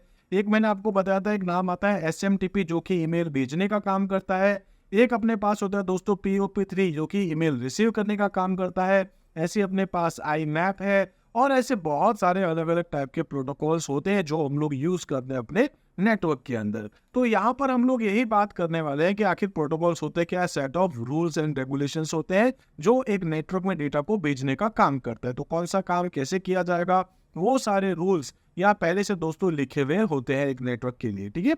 तो हम लोग कह सकते हैं ensure that data is transmitted accurately and efficiently align different system to understand the process and information exchange. तो एक कंप्यूटर से दूसरे कंप्यूटर पे, एक मशीन से दूसरी मशीन पे जो डेटा जाएगा वो कैसे जाएगा, सामने वाली मशीन उसको कैसे समझ पाएगी, इसके कुछ रूल्स है जो हमारे कंप्यूटर सिस्टम में पहले से स्टोर होते हैं। आपने शायद कभी नाम सुना होगा OSI, यानी कि हम लोग कह सकते हैं ओपन सिस्टम इंटरकनेक्शन। इसके लिए बेसिकली 7 आपके पास अलग अलग टाइप की लेयर होती है, जैसे एप्लीकेशन लेयर है, प्रेजेंटेशन लेयर है, सेशन लेयर है, ट्रांसपोर्ट लेयर है अपने पास, ठीक है। ऐसे अपने पास में यहाँ पर नेटवर्क लेयर होता है, ऐसे अपने पास यहाँ पर डेटा लिंक लेयर होता है, और लास्ट अपने पास होता है फिजिकल लेयर। तो ये 7 लेयर होती है, ये अपने नेटवर्क में अलग अलग टाइप से काम करती है। तो इसके अंदर बहुत सारे अलग अलग रूल्स लिखे होते हैं। आपने एक और नाम सुना होगा, हम लोग कहते हैं TCP/IP, यानी कि transmission control protocol, internet protocol. तो ये सब क्या होते हैं, रूल्स होते हैं, किस तरीके से काम करेंगे, कैसे वो ट्रांसमिशन किया जाएगा। तो protocols defines how data is formatted, या कह सकते हैं कैसे उस डेटा का फॉर्मेशन किया जाएगा, कैसे वो डेटा ट्रांसमिट किया जाएगा, कैसे वो डेटा यहाँ पर प्रोसेस किया जाएगा, ठीक है, दो डिवाइसेस के बीच में या दो सॉफ्टवेयर के बीच में, ये सब यहाँ डिसाइड किया जाता है। अब ये जो प्रोटोकॉल्स होते हैं दोस्तों, वो अपने पास अलग अलग टाइप के होते हैं। जैसे मैंने अभी अभी आपको एक नाम बताया था, ट्रांसमिशन कंट्रोल प्रोटोकॉल। ये क्या होता है? Ensure reliable order and error check delivery of data between applications. तो जो हम लोग डेटा भेजते हैं, मान लो हम लोग यहाँ क्लाइंट से डेटा भेज रहे हैं सर्वर के पास, तो सर्वर पे हमारे पास TCP/IP होता है, ठीक है। ये अपने पास बेसिकली एक टाइप का प्रोटोकॉल्स होता है जो ये चेक करता है कि जो मैसेज हम लोग भेज रहे हैं, ठीक है, वो रिलायबल है या नहीं, उसका ऑर्डर क्या रहेगा, उसकी एरर को चेक करने का काम। इसी टाइप से हमारा जो डेटा डिलीवर हो रहा है एप्लीकेशंस के बीच में, वो सब कुछ यहाँ पर कंट्रोल किया जाता है, ठीक है। इसी टाइप से अगर हम बात करें, एक नाम आता है IP इंटरनेट प्रोटोकॉल। तो responsible for addressing and routing package, ये जो हम लोग पैकेट्स भेजते हैं of data, so they can travel across network. तो डेटा को लाने ले जाने का काम बेसिकली करता कौन है दोस्तों? IP का मतलब क्या है? Internet protocol. जब भी आप इंटरनेट के साथ कनेक्ट होते तो आपको एक नंबर भी असाइन किया जाता है ताकि आप इंटरनेट के साथ जुड़ सके, आप नेटवर्क के साथ जुड़ सके। तो उसके लिए जो प्रोटोकॉल है आपके पास, वो IP कहलाता है, ठीक है। It works alongside TCP in the TCP/IP suite, यानी कि TCP/IP के साथ मिलकर के काम करता है। एक नाम होता है HTTP, हाइपरटेक्स्ट ट्रांसफर प्रोटोकॉल। ये क्या काम करता है? Use to transferring web pages on the internet. यानी कि अगर मैं बात करता हूँ, मैं अगर कोई वेबसाइट देख रहा हूँ तो सर्वर से वो डेटा जो आया है मेरे पास, वो मुझे वापस से डिस्प्ले करवाना है, ठीक है।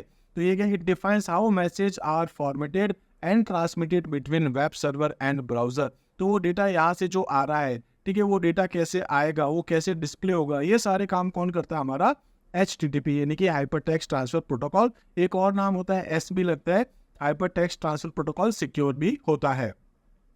एक नाम होता है दोस्तों अपने पास FTP क्या करता है? फाइल ट्रांसफर प्रोटोकॉल, यानी कि अपलोड का काम और डाउनलोड का काम। तो ये क्या करता है? फाइल्स को ट्रांसफर करता है। तो लिख सकते हैं facilitates the transfer of files between a client and a server on a network. It supports file uploads and download. तो फाइल को अपलोड और डाउनलोड करने का काम हमारा FTP करता है। ऐसे ही एक नाम आता है सिंपल मेल ट्रांसफर प्रोटोकॉल। जब भी आप किसी को ईमेल भेजते हैं, ठीक है, तो ईमेल कहाँ जाती है? सर्वर के पास में। तो आपके कंप्यूटर से ईमेल को ले जाने का काम, ये जो आपकी ईमेल है, इस ईमेल को ले जाने का काम कौन करता है? SMTP। तो SMTP is specially design for sending email from a client to a server. हमारे कंप्यूटर से वो ईमेल सर्वर पर ले जाने का काम किसका होता है? SMTP का। ऐसे ही दोस्तों अपने पास एक POP3 भी होता है और एक IMAP भी होता है। तो यहाँ पर जैसे हम कह रहे हैं कि ईमेल को ले जाने का काम किसका है? मेल सर्वर पे SMTP का। वैसे ही मेल सर्वर से वापस हमारे कंप्यूटर पे उसको डाउनलोड करने का काम किसका होता है? POP3 का। तो हम लोग कह सकते हैं एक नाम है POP3 और एक नाम है IMAP यानी कि इंटरनेट मैसेज एक्सेस प्रोटोकॉल। ये क्या है? Both are used for retrieving email from the server. दोनों ही क्या करते हैं? POP3 भी और साथ में हमारा एक IMAP भी, ठीक है, यानी कि इंटरनेट मैसेज एक्सेस प्रोटोकॉल। ये दोनों ही काम क्या करते हैं? सर्वर से उस ईमेल को लाते हैं। जबकि अगर मैं कहूँ POP जो है यानी कि post office protocol, download email to the client, while IMAP allows the remote email management. अगर मैं बात करता हूँ लोकल सर्वर से हमको लेके आना है तो POP3 ले आएगा। और अगर हम बात कर रहे हैं कि IMAP जो है वो रिमोट ईमेल मैनेजमेंट के लिए काम करता है, ठीक है। तो इस तरीके से नेक्स्ट अगर हम बात करें तो हमारे पास आता है यहाँ पर सिक्योर सॉकेट लेयर SSL और एक नाम आता है TSL यानी कि ट्रांसपोर्ट लेयर सिक्योरिटी। ये भी कुछ प्रोटोकॉल्स है that provide secure communication over a computer network often used in HTTPS। तो ये HTTPS में S का मतलब क्या होता है? सिक्योर, और सिक्योर काम करता है इसलिए वहां पर आपका डेटा इनक्रिप्टेड फॉर्मेट में भेजा जाता है। एक और नाम आता है दोस्तों आपके पास डायनामिक होस्ट कॉन्फ़िगरेशन प्रोटोकॉल, ठीक है, DHCP, automatically assign IP address. ये क्या करता है? ये IP एड्रेस आपको असाइन कराता है, automatically assign IP address and other network configuration parameters to devices on a network enabling them to communicate या कह सकते हैं इफेक्टिवली। तो बेसिकली ये जो IP एड्रेस असाइन किए जाते हैं हमारे कंप्यूटर्स को जब हम लोग इंटरनेट से जुड़ते हैं, तो वो यहाँ पर अवेलेबल करवाता है ऑटोमेटिकली, वो है अपने पास डायनामिक होस्ट कॉन्फ़िगरेशन प्रोटोकॉल। इसी टाइप से दोस्तों नेक्स्ट हम लोग यहाँ पर बात करेंगे वेब ब्राउजर के बारे में। वेब ब्राउजर क्या है? तो web browser is a software application that allows user to access, retrieve and view content on world wide web. तो इंटरनेट का जो डेटा है वो अगर आप अपने ब्राउजर पे देखना चाहते हैं, अपने कंप्यूटर पे देखना चाहते हैं, तो उसके लिए हमारे पास एक वेब ब्राउजर होता है। बेसिकली एक सॉफ्टवेयर एप्लीकेशन सॉफ्टवेयर होता है ठीक है, जिसको हम लोग यूज़ करते हैं। ठीक है, तो ये कौन सा हो गया आपके पास, एप्लीकेशन सॉफ्टवेयर हो गया। ब्राउज़र जो है वो डेटा को लेकर के आता है, तो हमारा जो डेटा होता है वो HTML या CSS में होगा या जावास्क्रिप्ट में होगा। तो HTML, CSS, जावास्क्रिप्ट ये क्या आपके पास में लैंग्वेजेस है जिसको यूज़ करके हम लोग एक वेबसाइट बनाते हैं। उस वेबसाइट को कैसे दिखाना है वो कौन डिसाइड करता है, हमारा वेब ब्राउज़र। ठीक है, enabling users to navigate between them via hyperlink. तो हम लोग क्या कर सकते हैं, एक वेब पेज से दूसरे वेब पेज पे मूव भी कर सकता है हाइपरलिंक के थ्रू। ये भी किसके थ्रू करेंगे हम लोग, या ब्राउज़र के through. They also provide tools for managing book mark. इसमें यानी कि ब्राउजर में आप बुक मार्क कर सकते हैं, इसमें आप हिस्ट्री देख सकते हैं, इसमें आप प्राइवेसी सेटिंग्स मैनेज कर सकते हैं। ऐसे बहुत सारे आपको टूल भी इसमें मिल जाते हैं। अगर हम बात करें इसके फंक्शंस क्या क्या होते हैं, तो हम लोग इसके फंक्शंस देखेंगे। सबसे पहला आता है रेंडरिंग वेब पेजेस, यानी कि एक वेब पेज से दूसरे वेब पेज पे आप मूव कर सकते हैं, इंटरेक्ट कर सकते हैं। तो convert HTML, CSS, JavaScript into visual format for user to interact with. तो ये जो आपका डेटा है HTML, CSS, जावास्क्रिप्ट, इसको आपको दिखाना है। कैसे दिखाएंगे, ये काम रेंडर करने का काम है। नेविगेशन का काम हो गया। नेविगेशन मतलब अलग अलग पेजेस पे, वेब पेजेस पे आप जा सकते हैं हाइपरलिंक्स के थ्रू। एड्रेस बार का आपको मिलता है यहाँ पर, जिसमें आप लोग अपने URL को टाइप कर सकते हैं स्पेसिफिक वेबसाइट्स पे जाने के लिए। बुक मार्क मिल जाता है, आप उस पर्टिकुलर पेज को, जो भी आपका पेज है उसको अगर आप चाहते हैं सेव करके रखना, तो आप यहाँ पर सेव भी कर सकते हैं अपने फेवरेट पेजेस की तरह। इसी टाइप से एक्सटेंशन और एडॉन्स मिलता है। एडॉन्स जो है वो दोस्तों इंपॉर्टेंट है, एक्सटेंशन आपके लिए इंपॉर्टेंट है, इसको आप प्लगइन्स भी बोलते हैं। तो ये आपको मिल जाता है, फीचर आपको हर ब्राउजर देता है। ठीक है, यानी कि आप इसमें कुछ एनहांस करना चाहते हैं अपनी फंक्शनलिटीज को, जैसे कि आप लोग कह सकते हैं एड ब्लॉकर हो गया, पासवर्ड मैनेजर हो गया। ऐसे बहुत सारे एडॉन्स आपको मिलते हैं इनबिल्ट भी, और आप चाहे तो थर्ड पार्टी के लिए एडॉन्स भी आप यहाँ पर ले सकते हैं।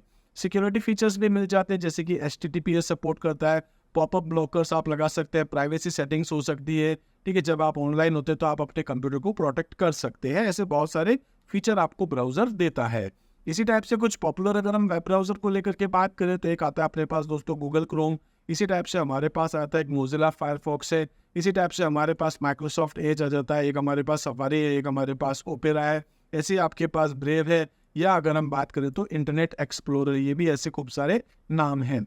इसी टाइप से दोस्तों अब हम लोग बात करेंगे प्लगइन्स। इसका एग्जाम में क्वेश्चन आता है। ठीक है, तो प्लगइन्स क्या हो जाता है आपके पास, प्लगइन्स को हम लोग यहाँ पर एडॉन्स भी बोलते हैं। ठीक है, is a software component that add specific feature और functionalities to a web browser. हमारे वेब ब्राउजर पर अगर हम लोग चाहते हैं कुछ एक्स्ट्रा काम, कुछ एक्स्ट्रा एडिशनल अगर कुछ फंक्शनलिटीज चाहते हैं, तो दोस्तों आप यहाँ पर आकर के सर्च कर सकते हैं। ठीक है, तो यहाँ पर आपके ब्राउजर के अंदर ही अगर आप चाहें तो एडॉन या एक्सटेंशंस आप ले सकते हैं, या प्लगइन्स आप ले सकते हैं, जिसके थ्रू आपका ब्राउजर और अच्छे तरीके से काम कर सकते हैं। सब आपके रिक्वायरमेंट पे डिपेंड करता है। These extensions enhance the browser's capability, allowing user to customize their browsing experience according to their needs. So आप अपनी ज़रूरत के हिसाब से अपने जो भी यहाँ पर एक्सटेंशंस लेना चाहते हैं, प्लगइन्स लेना चाहते हैं, एडॉन्स लेना चाहते हैं, तो वो आप ले सकते हैं।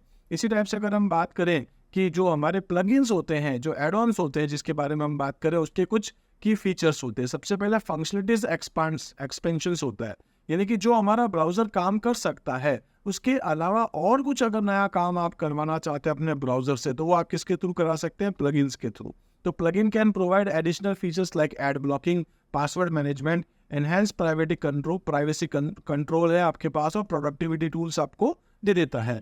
इसी टाइप से आपके पास कस्टमाइजेशन है।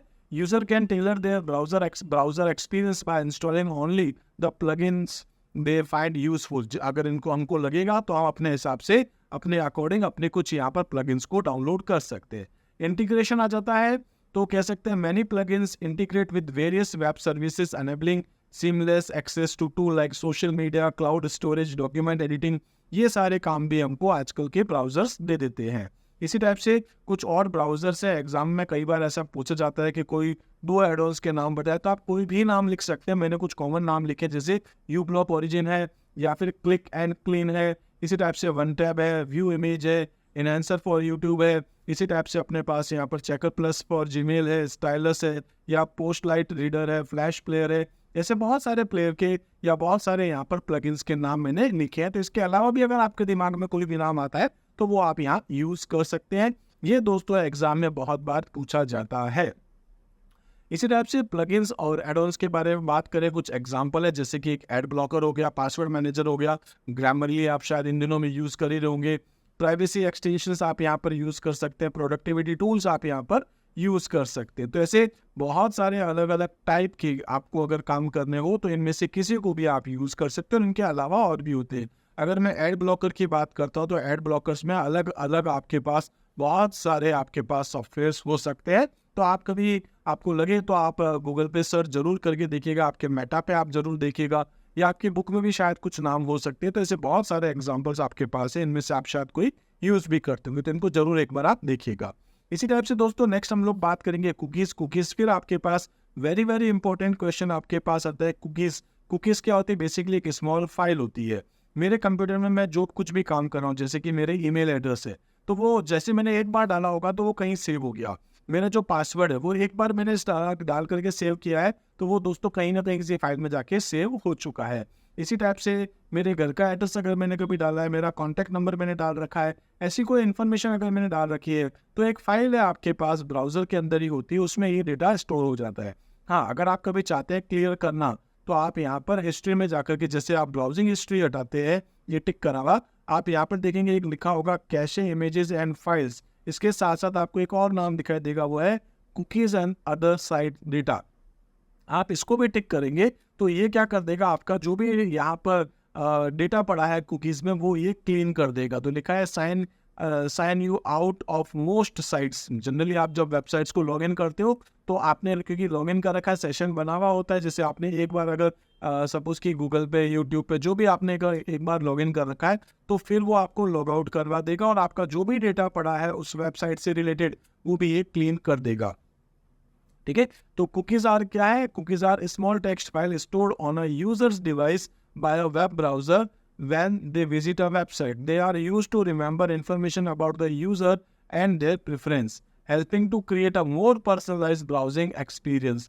तो आपका जो भी इंफॉर्मेशन है आप यहाँ डाल करके रख सकते हैं, आपकी हिस्ट्री वगैरह जो भी, तो कहीं ना कहीं जाकर के सेव होती है। कहाँ होती है दोस्तों? कुकीज के अंदर। ठीक है, इसी टाइप से अगर हम बात करें तो की फीचर्स ऑफ कुकीज भी है। सबसे पहले अगर हम बात करते हैं, उसमें हमारा डेटा स्टोर हो जाता है, हमारी पर्सनल इन्फॉर्मेशन, हमारा सेशन या हमारे शॉपिंग कार्ट की जो भी इन्फॉर्मेशन है, यूज़र प्रेफरेंस है, या हमारे क्रेडेंशियल, जो भी लॉगिन क्रेडेंशियल है, वो सब कुछ यहाँ पर लाइक यूज़र नेम, पासवर्ड, वो सब भी हमारा कुकीज़ में जाके स्टोर होता है। सेशन मैनेजमेंट होता है, आप जब किसी वेबसाइट पे जाकर के जब आप लॉगिन करते हैं, तो लॉगिन करने के बाद आपका एक सेशन बन जाता है, वो आपका हमेशा लॉगिन रहता है। मतलब अगली बार भी अगर आप उस वेबसाइट पे आएंगे तो वही दिखेगा। आप सपोज अमेजोन वगैरह किसी वेबसाइट पे जाके शॉपिंग कर रहे हैं और आपने आधी अधूरी शॉपिंग, मतलब अभी आपने फाइनली परचेज नहीं किया है, तो वो सारी इन्फॉर्मेशन कहीं ना कहीं शॉपिंग कार्ट जो होती है आपकी, वो वहाँ जाकर के स्टोर हो जाती है। इसी टाइप से आप ट्रैकिंग एंड एनालिसिस कह सकते हैं। तो ये ट्रैकिंग कर सकता है आपकी जो भी एक्टिविटीज़ आप कर रहे हैं अपने कंप्यूटर के अंदर, आपको दूसरे टाइप के आपको हेल्प मिल जाती है। और साथ में यहाँ कह सकते हैं कि एक्सपायरेशंस जो है, ये भी फीचर आपको मिल जाता है। Cookies can have expiration dates, मतलब ऐसा हो सकता है एक्सपायर हो जाए आपकी सेशन। कई बार आपने देखा होगा, आप वेबसाइट चलाते हो, उसमें लिखा था सेशन एक्सपायर।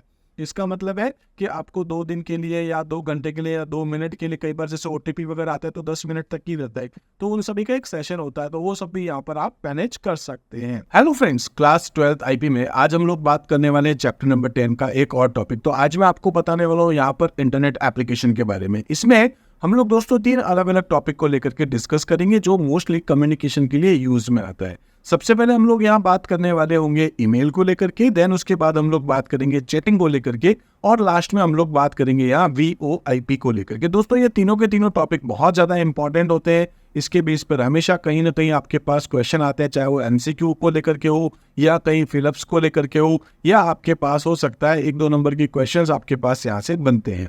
तो सबसे पहले हम लोग यहाँ पर बात कर लेते हैं ईमेल आखिर क्या होता है। तो दोस्तों ईमेल यानी कि इसको हम लोग और क्या बोल सकते हैं, इलेक्ट्रॉनिक मेल। तो इलेक्ट्रॉनिक मेल का मतलब क्या हो गया, जैसे हम लोग कोई मैसेज शेयर करते हैं, एक टाइम पर जब हम लोग लेटर भेजा करते थे, तो उसी लेटर में जो इन्फॉर्मेशन हम लोग भेज रहे हैं वो भेज सकते थे इंटरनेट के थ्रू। तो जब कोई भी इलेक्ट्रॉनिक डिवाइसेस के थ्रू आप कोई इन्फॉर्मेशन शेयर करते हैं तो उसको हम लोग क्या बोलते हैं यहाँ पर, ईमेल। तो यहाँ आपके पास क्या हो गया, ईमेल। ईमेल आपके पास क्या करता है, एक मेथड है जिसमें आप एक्सचेंज करते हैं अपने मैसेज को between people using electronic devices. It is one of the most widely used form of communication. आप जानते हैं एक प्रोफेशनल, अगर हम लोग डेटा शेयर करना चाहते हैं तो हम किसके थ्रू करेंगे, ईमेल के through. Allowing user to send and receive digital message through the internet. तो इंटरनेट के थ्रू अगर आप कोई इन्फॉर्मेशन शेयर करना चाहते हैं तो हम लोग किसके थ्रू करते हैं, ईमेल के थ्रू। तो तीनों ऑप्शन मैं आपको भी बताने वाला हूँ यहाँ, ईमेल भी बताने वाला हूँ, दूसरा मैं आपको यहाँ पर बताने वाला हूँ चैट, और तीसरा हम बात करेंगे VoIP को लेकर के। ईमेल क्या होता है, तो दोस्तों हम लोग जानते हैं इलेक्ट्रॉनिक मेल है, और एक ईमेल भेजने के लिए, ईमेल को रिसीव करने के लिए आपके पास एक ईमेल अकाउंट का होना जरूरी है। तो an email account is a unique identifier that allows you to send and receive email. आप अगर चाहते हैं किसी को ईमेल भेजना, तो दोस्तों आपके पास आपका एक ईमेल सर्वर होता है। जैसे कि मैं अगर बात कर रहा हूँ, यहाँ पर आप यहाँ देख सकते हैं आउटलुक है, या फिर अपने पास में जीमेल है, या अपने पास में याहू है, ऐसा एक ईमेल सर्वर है। और उस ईमेल सर्वर पर आपका एक अकाउंट होना चाहिए। तो जो आपका अकाउंट है, उस अकाउंट को हम लोग क्या बोलते हैं यहाँ पर, ईमेल अकाउंट, जिसके थ्रू आप किसी दूसरों को ईमेल भेज सकते हैं या उनकी ईमेल को आप रिसीव कर सकते हैं। To create an email account you must register with an email service provider such as Gmail, Outlook और Yahoo।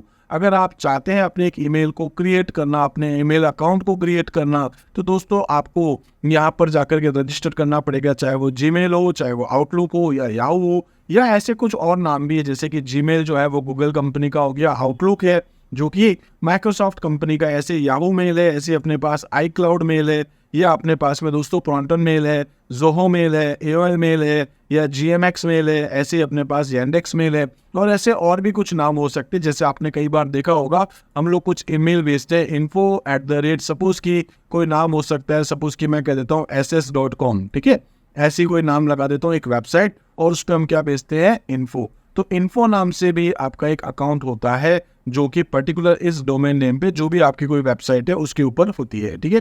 This account content your inbox, इसमें आपका एक तो इनबॉक्स आपको मिलेगा, जिसमें कि आप अपनी जो ईमेल्स हैं वो आप वहाँ स्टोर करवा सकते हैं, और वहाँ से आप वापस ले भी सकते हैं। तो इनबॉक्स क्या हो गया, आपके पास जो भी पर्सन आपको ईमेल भेजेगा वो आपकी पहले इनबॉक्स में आ जाएगी। अगर आप किसी को भेज रहे हैं तो दोस्तों वो सेंट आइटम में जाएगा। आप भेज रहे लेकिन सामने वाले तक नहीं पहुंचा है, तो आप ड्राफ्ट में जाके स्टोर करते हैं, और आप कोई दूसरे फोल्डर भी बना सकते हैं जिसमें कि आप अपने ईमेल्स को ऑर्गेनाइज कर सकते हैं। जैसे कि आप यहाँ पर आपके पास एक ईमेल है, जैसे आपके एक्सपेंसेस को लेकर के हो सकता है आपके पास आपकी पर्सनल इन्फॉर्मेशन, आपकी पर्सनल ईमेल आप इसमें स्टोर कर सकते हैं। इसी टाइप से आपके पास अलग अलग टाइप की ईमेल्स जो आती है, आप ऐसे अलग अलग टाइप के फोल्डर्स बना सकते हैं, और उन फोल्डर के अंदर आप अपनी ईमेल्स को ऑर्गेनाइज कर सकते हैं। बाकी नाम मैं आपको बता ही चुका हूँ नीचे जो आपको दिख रहे हैं।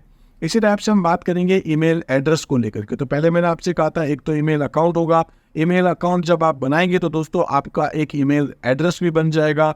जैसे कि यहाँ पर देख सकते हैं मैंने लिखा है SS, सपोज कि मैं S फॉर सुरेन, या आप कोई भी इसका नाम मान सकते हैं, तो @gmail.com। तो gmail.com पे जाकर के मैं क्या करूँगा, अपना एक अकाउंट बनाऊंगा और नाम रख दूंगा SS। तो SS क्या हो गया, अपने पास उसका एक यूज़र नेम है। इसी टाइप से मैं यहाँ पर हॉटमेल में जाकर के SS नाम से बना रहा हूँ, तो ये भी क्या हो गया, अपना एक यूज़र नेम। तो एक तो होता है दोस्तों इसमें यूज़र नेम, उसके बाद आता है @ और @ के बाद क्या आ जाता है इसमें, एक डोमेन नेम। डोमेन नेम वो कंपनी जिसकी वेबसाइट्स पर आप अपना अकाउंट क्रिएट कर रहे हैं। तो यहाँ पर हम बात करेंगे ईमेल एड्रेस क्या है। Email address is a unique identifier for the recipient of the email. It consist of 2 main part. एक होता है आपके पास यूजर नेम, दूसरा होता है डोमेन, ठीक है। यूजर नेम क्या होता है, जो कि @ सिंबल से पहले आप लिखते हैं, और इसी टाइप से जो आपका सर्वर डोमेन है जहाँ पर हम लोग अपना अकाउंट बना रहे हैं, जो कि @ के बाद आता है, उसको हम लोग क्या बोलते हैं, डोमेन नेम। एग्जाम्पल बता चुका हूँ, SS@gmail.com। इसी टाइप से दोस्तों अगर हम बात करें तो हमारे पास आता है स्ट्रक्चर क्या होता है कि ईमेल का। तो आप जानते होंगे यहाँ हम लोग अपना हेडर लगाते हैं, अपना एक मैसेज लिखते हैं, बॉडी होती है, टू CC BCC, ऐसे बहुत सारे नाम। सबसे पहले हम लोग बात करते हैं यहाँ पर हेडर को लेकर के। हेडर क्या होता है, कंटेंट मेटा डेटा, जो कि बहुत सारी इन्फॉर्मेशन अपने पास रखता है, such as the sender's email address, recipient's का ईमेल एड्रेस क्या है, उसका सब्जेक्ट क्या है, किस डेट को हम लोग भेज रहे हैं। इसी के साथ साथ दोस्तों कुछ वर्ड है, जैसे टू का मतलब क्या है, रिसिपिएंट्स ईमेल एड्रेस, जिसको आप ईमेल भेज रहे हैं। इसी टाइप से दोस्तों एक आता है CC में क्या होता है, कार्बन कॉपी होता है। कार्बन कॉपी का मतलब है कि मैं एक ईमेल भेज रहा हूँ दोस्तों, वो इमेज जा रही है बहुत सारे लोगों को, तो मैं यहाँ पर ये ईमेल इसको भी भेज रहा हूँ, इसको भी भेज रहा हूँ, इसको भी भेज रहा हूँ, इसको भी भेज रहा हूँ। इन सभी का अपना एक एड्रेस है। सपोज इसका X@gmail.com, Y@gmail.com, Z@gmail.com, A@gmail.com। तो मैंने ये ईमेल जिन लोगों को भेजा है, ये X को ये पता चल जाएगा कि ये ईमेल Y को भी गई है, Z को भी गई है, A को भी गई है। तो अगर आप यहाँ पर CC के थ्रू भेजते हैं, तो ये जो आपकी ईमेल है उसका फुल फॉर्म तो वैसे होता है CC का कार्बन कॉपी, और ये विजिबल टू होती है ऑल रिसिपिएंट्स, सभी रिसिपिएंट्स को वो एड्रेस दिख जाएगा जिन जिन लोगों को भेजा गया है। लेकिन अगर आप चाहते हैं कि रिसिपिएंट्स अपने हिडन हो तो आप वहाँ पर सीसी की जगह क्या यूज़ करते हैं, बीसीसी। बीसीसी का मतलब होता है ब्लाइंड कार्बन कॉपी। इसी टाइप से दोस्तों आप सब्जेक्ट लिखते हैं जिसमें कि आपके ईमेल का टॉपिक क्या है, उसका टाइटल क्या है, वो आप यहाँ मेंशन करते हैं। इसी तरीके से आपके पास आता है बॉडी। बॉडी क्या है, the main content of the email. आपके ईमेल का मेन कंटेंट क्या है, जो आपको मैसेज जो लिखना चाह रहे हैं, which can be plain text हो सकता है, HTML कंटेंट हो सकता है और रिच टेक्स्ट हो सकता है, यानी कि आपके पास किसी भी टाइप का कंटेंट आपके पास हो सकता है। मल्टीमीडिया अटैचमेंट आपके पास बॉडी में हो सकता है। अटैचमेंट क्या होता है दोस्तों, आपने देखा होगा एक टाइप से पिन आपको दिखती है, ठीक है, और उसमें क्या है, हम लोग उसमें फाइल्स को ऐड कर सकते हैं, लाइक डॉक्यूमेंट्स है, इमेज है या अदर मल्टीमीडिया डॉक्यूमेंट्स अपने पास हो सकते हैं। इसी टाइप से सिग्नेचर है। सिग्नेचर क्या होता है, आपके पास कस्टमाइज्ड फुटर इन्फॉर्मेशन होती है, typically including the sender's name. यानी कि मैं अगर किसी को अपने एक ईमेल भेज रहा हूँ तो उसके लास्ट में यहाँ पर मैं अपना नाम लगाना चाह रहा हूँ, मैं अपना एड्रेस लगाना चाह रहा हूँ, अपनी कंपनी का नाम डालना चाह रहा हूँ, अपनी कंपनी का फेसबुक का, अपना इंस्टाग्राम, अपना ट्विटर, ये सारे लिंक या मैं अपनी सारी इन्फॉर्मेशन जो देना चाह रहा हूँ अपनी ईमेल के लास्ट में, उसको हम लोग क्या बोलते हैं, सिग्नेचर। ठीक है, इसी टाइप से अगर हम बात करते हैं नेक्स्ट अपने पास, तो वो आता है एडवांटेज क्या है ईमेल की। बहुत सारे एडवांटेज है। एक तो स्पीड, आप जो मैसेज जोधपुर से सपोज कि मैं चाहता हूँ कि जयपुर में एक मैसेज भेजना, अगर लेटर के थ्रू भेजूंगा तो शायद 2-4 दिन लग जाए, ये जितनी दूरी पे होगा उतना टाइम ज़्यादा लगेगा। ईमेल के थ्रू आप कुछ सेकंड्स में अपना डेटा भेज सकते हैं दुनिया के किसी भी कॉर्नर में। इसी टाइप से दोस्तों हम लोग नेक्स्ट बात करेंगे, वो है कॉस्ट इफेक्टिव। तो कॉस्ट इफेक्टिव है ऑलमोस्ट हम लोग कह सकते हैं लगभग फ्री ऑफ कॉस्ट या ना के बराबर पैसा अपना खर्च होता है। बस एक इंटरनेट का कनेक्शन है तो, और आपके पास कोई डिवाइस है जिसके थ्रू आप ईमेल भेजना चाहें तो आप भेज सकते हैं, तो बहुत कम इसका चार्जेस अपने पास होता है। एक्सेसिबिलिटी की बात कर सकते हैं हम लोग, तो accessible from any devices connected to the internet. आप इसको मोबाइल के थ्रू, टैब के थ्रू, लैपटॉप, डेस्कटॉप, कोई भी डिवाइस जिसमें आप इंटरनेट चला सकते हैं उसके थ्रू आप ईमेल भेज सकते हैं। अटैचमेंट को लेकर के बात करें तो हम यहाँ पर अपने डॉक्यूमेंट्स भेज सकते हैं, इमेजेस भेज सकते हैं, वीडियो और दूसरे टाइप के डॉक्यूमेंट या फाइल्स भी हम लोग शेयर कर सकते हैं। ऐसे ही मल्टीपल रिसिपिएंट्स को आप डेटा भेज सकते हैं, जो कि मैं आपको बता चुका था अभी, सीसी या फिर बीसीसी के थ्रू आप मल्टीपल रिसिपिएंट्स को, एक ही मैसेज को आप सभी लोगों को भेज सकते हैं। ऐसे ही ऑर्गेनाइज डॉक्यूमेंट्स है, तो मैं आपको बता चुका था कि आप अपने ईमेल्स को फोल्डर में जाकर के स्टोर करके भी रख सकते हैं। अपनी ईमेल्स को आप स्टोर कर सकते हैं फोल्डर में, जिससे कि आप उसको अच्छे से ऑर्गेनाइज कर सकते हैं। इसी टाइप से दोस्तों नेक्स्ट अगर हम बात करते हैं तो आता है लिमिटेशन। लिमिटेशन में क्या है, स्पैम। स्पैम आप लोग जानते हैं क्या होता है, अनवांटेड या फिर मैलिशियस कंटेंट जिसमें होते हैं, या अनवांटेड ईमेल्स होती है, जो ऐसा कंटेंट जो जनरली कह सकते हैं कि एडवर्टाइजमेंट से रिलेटेड आपके पास होता है, वो आपको देखने को मिल सकता है। फिर आपके पास आता है सिक्योरिटी रिस्क होती है कि ईमेल के थ्रू हो सकता है कि कोई आपके कंप्यूटर को हैक करने की कोशिश करे, फिशिंग स्कैम हो सकता है, कोई मैलिशियस प्रोग्राम आपके ईमेल के साथ आ सकते हैं जिससे आपके कंप्यूटर को नुकसान हो सकता है। साइज लिमिट आपको मिल जाती है कि मोस्टली जो आप अटैचमेंट भेजते हैं, जैसे एक वीडियो भेजना है दोस्तों, एक वीडियो अगर मैं चाहता हूँ 100 MB का वीडियो भेजना चाहूँ तो मैं वो नहीं भेज पाऊंगा, क्योंकि उसकी एक लिमिट है, आप 25 MB से बड़ी फाइल शेयर नहीं कर सकते हैं। इसके साथ साथ हम ओवरलोड की लेकर के बात करें तो विद कह सकते हैं content communication, it can be overwhelming to manage a large volume of email. अगर 1-2 ईमेल आई तो ठीक है, आप मैनेज कर लोगे। जहाँ दिन भर की आपको 100, 200, 500 ईमेल आती है तो उसको मैनेज करना हमारे लिए बड़ा मुश्किल हो जाता है। ऐसे ही लैक ऑफ पर्सनल टच कह सकते हैं कि जो फेस टू फेस कम्युनिकेशन होता है, जिसके थ्रू हम लोग अपने जो इमोशंस हैं वो हम लोग शेयर कर सकते हैं, ठीक है, या फिर अगर हम बात करें फ़ोन कॉल के थ्रू कर सकते हैं, वो इमोशंस हम लोग अपने ईमेल के थ्रू थोड़ा मुश्किल से कर सकते हैं या ना के बराबर ही कम कर सकते हैं। इसी टाइप से एक वर्ड आता है दोस्तों आपके पास, स्पैम और जंक मेल। तो जंक ईमेल या स्पैम जो ऑलमोस्ट हम लोग कई बार एक जैसा ही समझते हैं, लेकिन इसमें एक छोटा सा डिफरेंस होता है। Spam is defined as a irrelevant और इनएप्रोप्रिएट मैसेज आपके पास होता है, ठीक है, जो कि इंटरनेट के थ्रू एक लार्ज नंबर ऑफ पीपल्स को भेज दिया जाता है। एक मैसेज है जो आपके काम का नहीं है, वो ऐसे हजारों लोगों को भेजा जाता है। जैसे मान लो जॉब से रिलेटेड एक इन्फॉर्मेशन है, एक कंपनी में वैकेंसी आई, वो आपको भेज रहा है, ऐसे हजारों लाखों लोगों को वो ईमेल भेजी जा रही है, तो वो आपके लिए एक टाइप का क्या हो गया, स्पैम हो गया। और जो जंक ईमेल होती है वो भी आपके पास लगभग स्पैम जैसी ही होती है, आपके काम की तो नहीं है, तो वो अनवांटेड आपके पास है, अनसॉलिसिटेड एडवर्टाइजमेंट करना है या प्रमोशनल मटेरियल्स है, वो ईमेल के थ्रू भेजा जाता है, तो उसको हम लोग जंक ईमेल कहते हैं। लेकिन मैं फिर भी कहूँगा कि कई बार हम लोग स्पैम को ही जंक मेल भी बोल देते हैं, ठीक है। कई बार हम लोग ऐसा भी कहते हैं कि spam equals to junk email, ठीक है, लेकिन इनमें एक छोटा सा डिफरेंस है जो ना के बराबर है। फिर आता है आपके पास कंपोजिंग ईमेल, आप ईमेल को कैसे भेजेंगे किसी को। तो दोस्तों सबसे इंपॉर्टेंट तो क्या है कि आप जीमेल पे जाएं या कोई भी वेबसाइट्स पे जाएं जो ईमेल भेज सकता है, उस पे जाकर के आपको बनाना पड़ेगा अपना अकाउंट। तो आप जब अपना अकाउंट बनाते हैं इधर आपको दिख ही जाता है, और यहाँ पर दोस्तों आपको जाना पड़ता है ईमेल के लिए।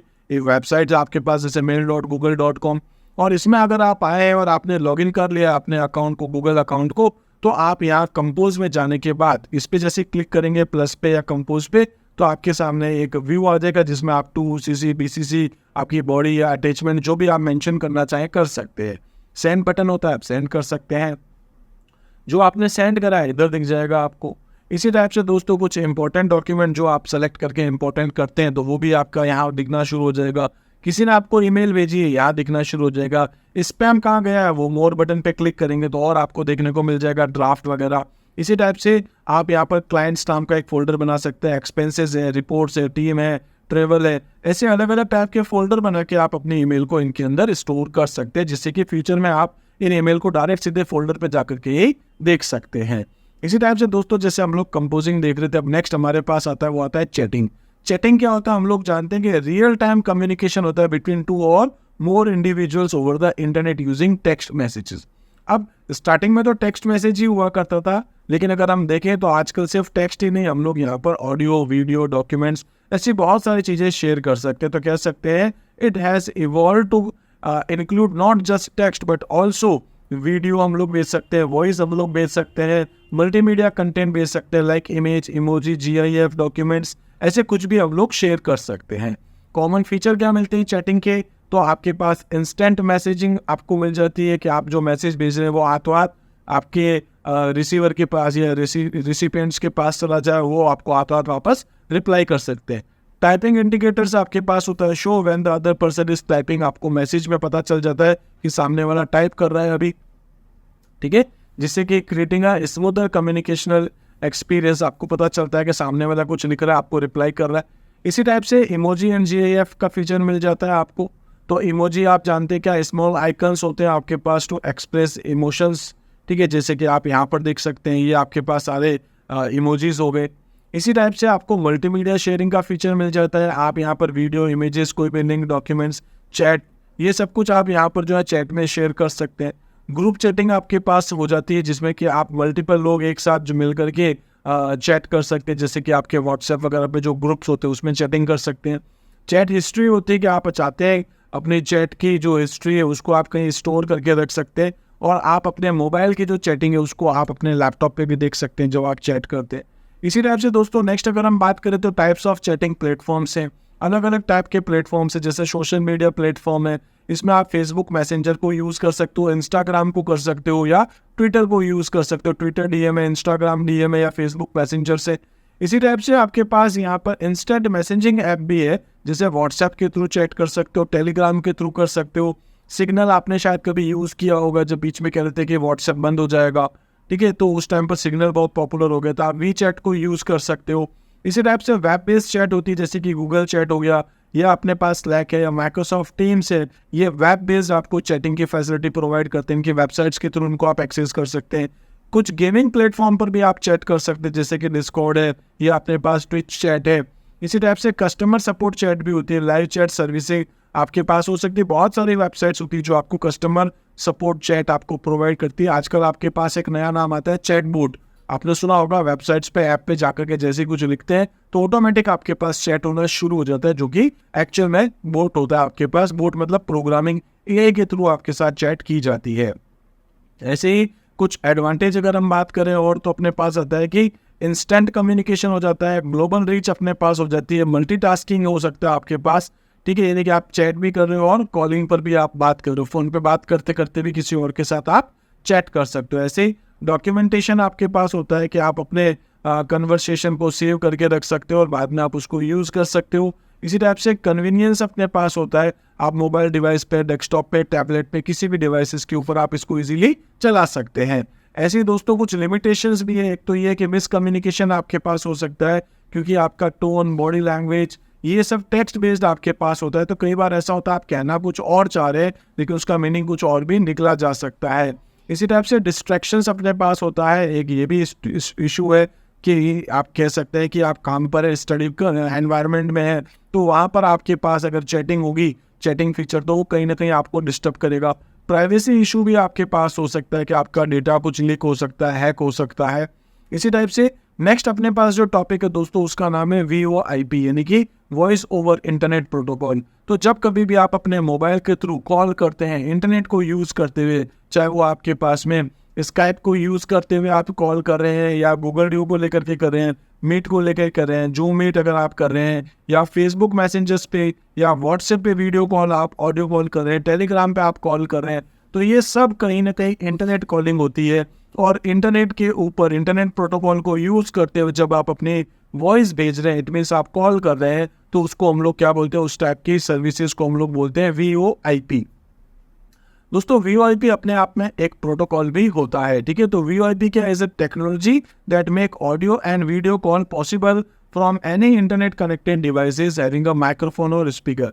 जिस किसी में भी माइक्रोफोन और स्पीकर है उस डिवाइस में आप कॉल कर सकते हैं। तो ये कुछ एग्जांपल्स थे जो मैं आपको भी यहाँ पर बता रहा था, ठीक है। That uses VoIP to make such call over internet.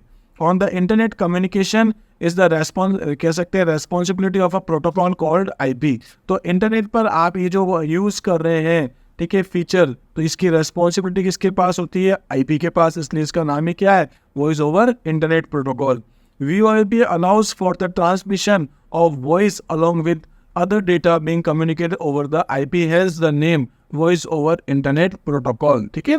इसी टाइप से अगर हम बात करें, दो मेन अगर अपन रीज़न देखें जिसकी वजह से हम VoIP को यूज़ करते हैं, एक तो कॉलिंग की रेट आपके पास ना के बराबर होती है, ठीक है, तो लोअर कॉस्ट है, और हम लोग कह सकते हैं इंक्रीज्ड फंक्शनलिटीज़ है आपके पास में।